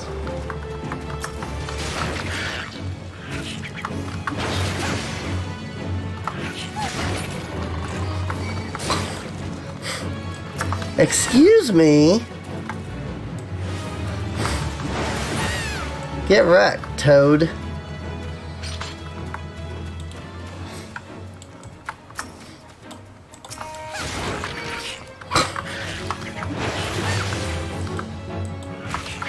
Yeah, I'm actually working on, I don't want to say a D&D campaign based off it, but I'm using like what I've learned from it to build a D&D campaign. Thank you, Toads.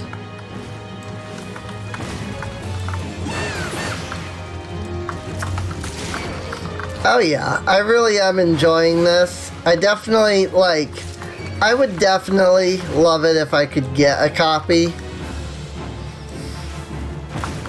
instead of having to use the free trial and be stuck just whenever it lets me on, you know?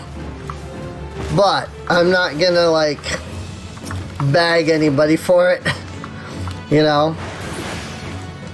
If somebody gets it for me, that's fine. If not, hopefully the subs and Patreons and stuff will... Oh my god! So many toads! Just aggroed to me.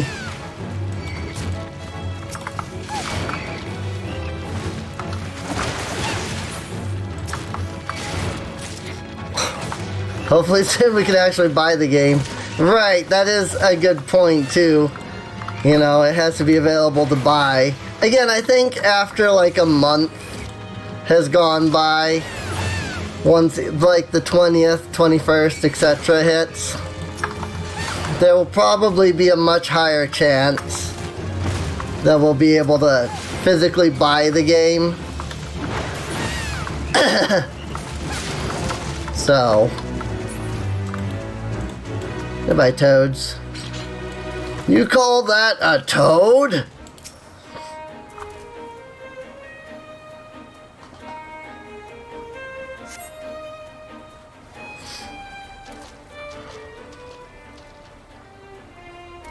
Humph. Looks as if nobody's home. Mayhap they knew we were coming. Aid! I need aid! Please, it's my grandson. Them sniffers have got him. I told Sigurd not to get too close. I told him. Get that weapon ready, Liliya. I need to move. Now.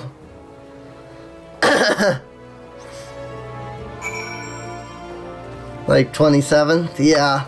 Hopefully by February at least. Like that will be the time when they'll be able to start like selling it.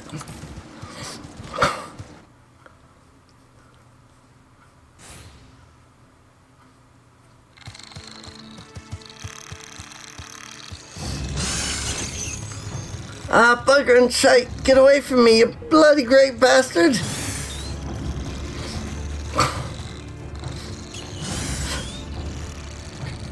Small lady steps in way of crab. They run. Doesn't the Arceus come out on the 22nd? Yeah, 22nd. I believe.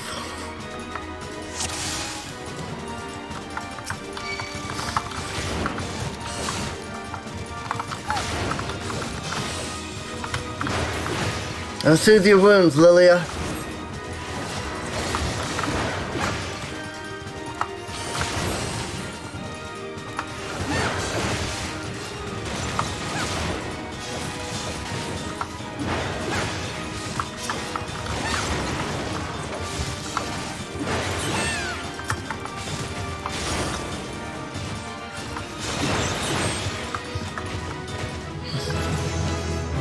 Do do do.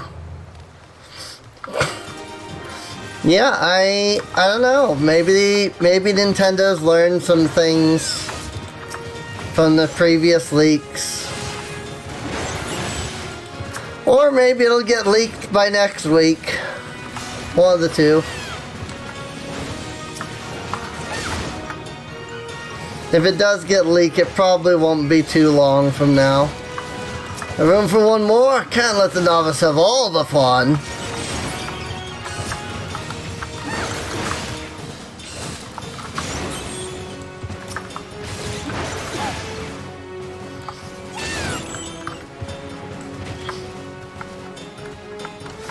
Some of these bastards are harder than the boulders.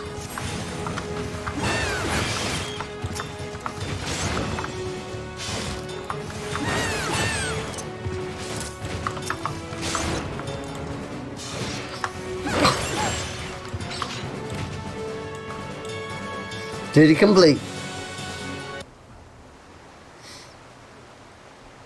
Thank you, miss. I thought I was dead for sure. I can't even play outside no more, what with all these scary monsters about. Me mom, me dad, they were both killed by some nasty bugger not so long ago. And orcs, big as a mountain. But I bet you could beat it. Aye, make it pay for what it did to me folks. You take it easy now, son. There's a whole guild full of strapping lads and lasses like Liliya here who'll be glad to do just that. All you need to do is head home with your grandpa. You let us worry about that big nasty bugger.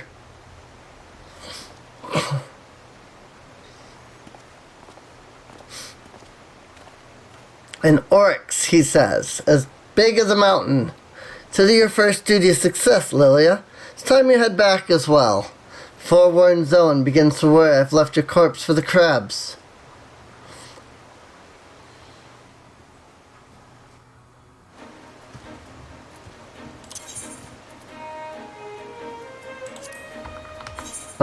Other than those, cedar wood. Oh, up that way?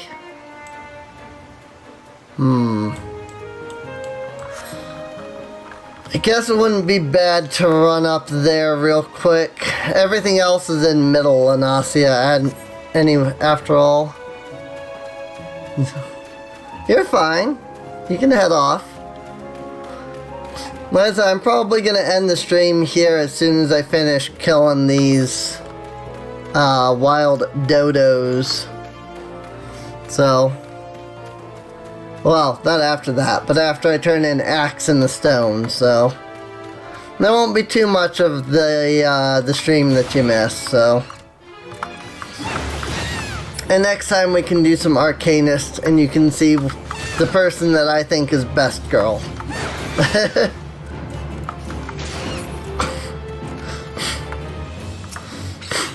So, good night, Scarix.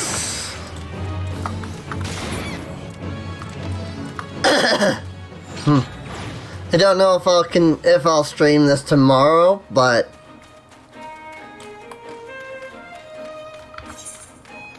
there isn't.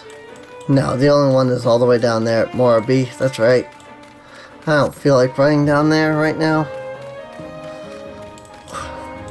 I'll just... Nah, I'm pretty close. I'll just run to Limsa. It's not that big a deal.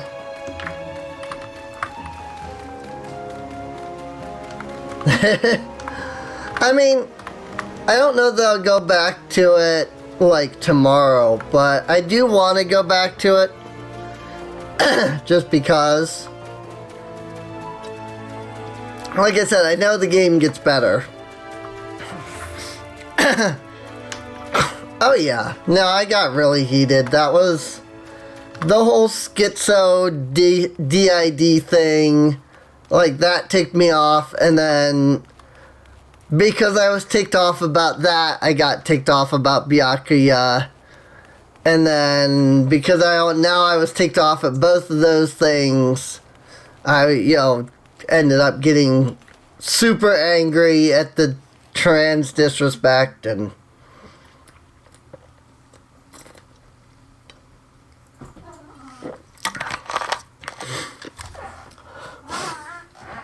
but I do know it gets better, so it's not that big of a deal. It's an old game. Yeah, it's a little dated. It's an old game. It desperately needs a remake to fix that one chapter. And I mean, like, desperately. Like, before they make another Danganronpa game, they need to do a remake of number 1.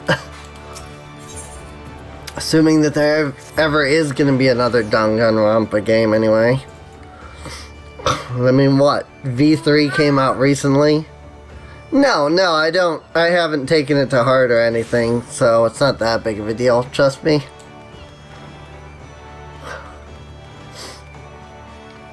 Like, for all it matters, I could feel better tomorrow, even, because it was just so many things at once piling up. So, you have the shattered shells and megalo crabs, and saved the life of a child into the bargain. Thus does our violent craft prove its merit. Well done, Liliya. Though no longer a threat to the farmers, you should know that it is unusual for such crabs to be found so near the stead. By all accounts, the creatures were ousted from their usual feeding grounds by a more fierce beast. Oh yeah, I will. I'll definitely finish 1, I'll definitely play 2. Beast of which I speak is a known terror in the lands of Lanasia, ever seeking to expand its territory. And that boy's parents were but 2 of the many victims to fall to its rampage. It is a threat that must be dealt with ere long. Do thoughts of vengeance flit through your mind, Liliya? Nurture those urges, but do not yet act upon them. This monstrosity is far beyond your present skills. If you would answer the lad's cry for revenge, then you must grow stronger. Become the raging behemoth this challenge demands. And I'm going to grab the custom-made Quirus. And equip the best gear currently available.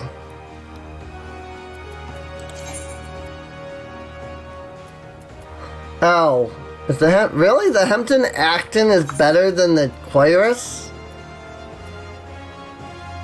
I guess it is. Okay. Whatever.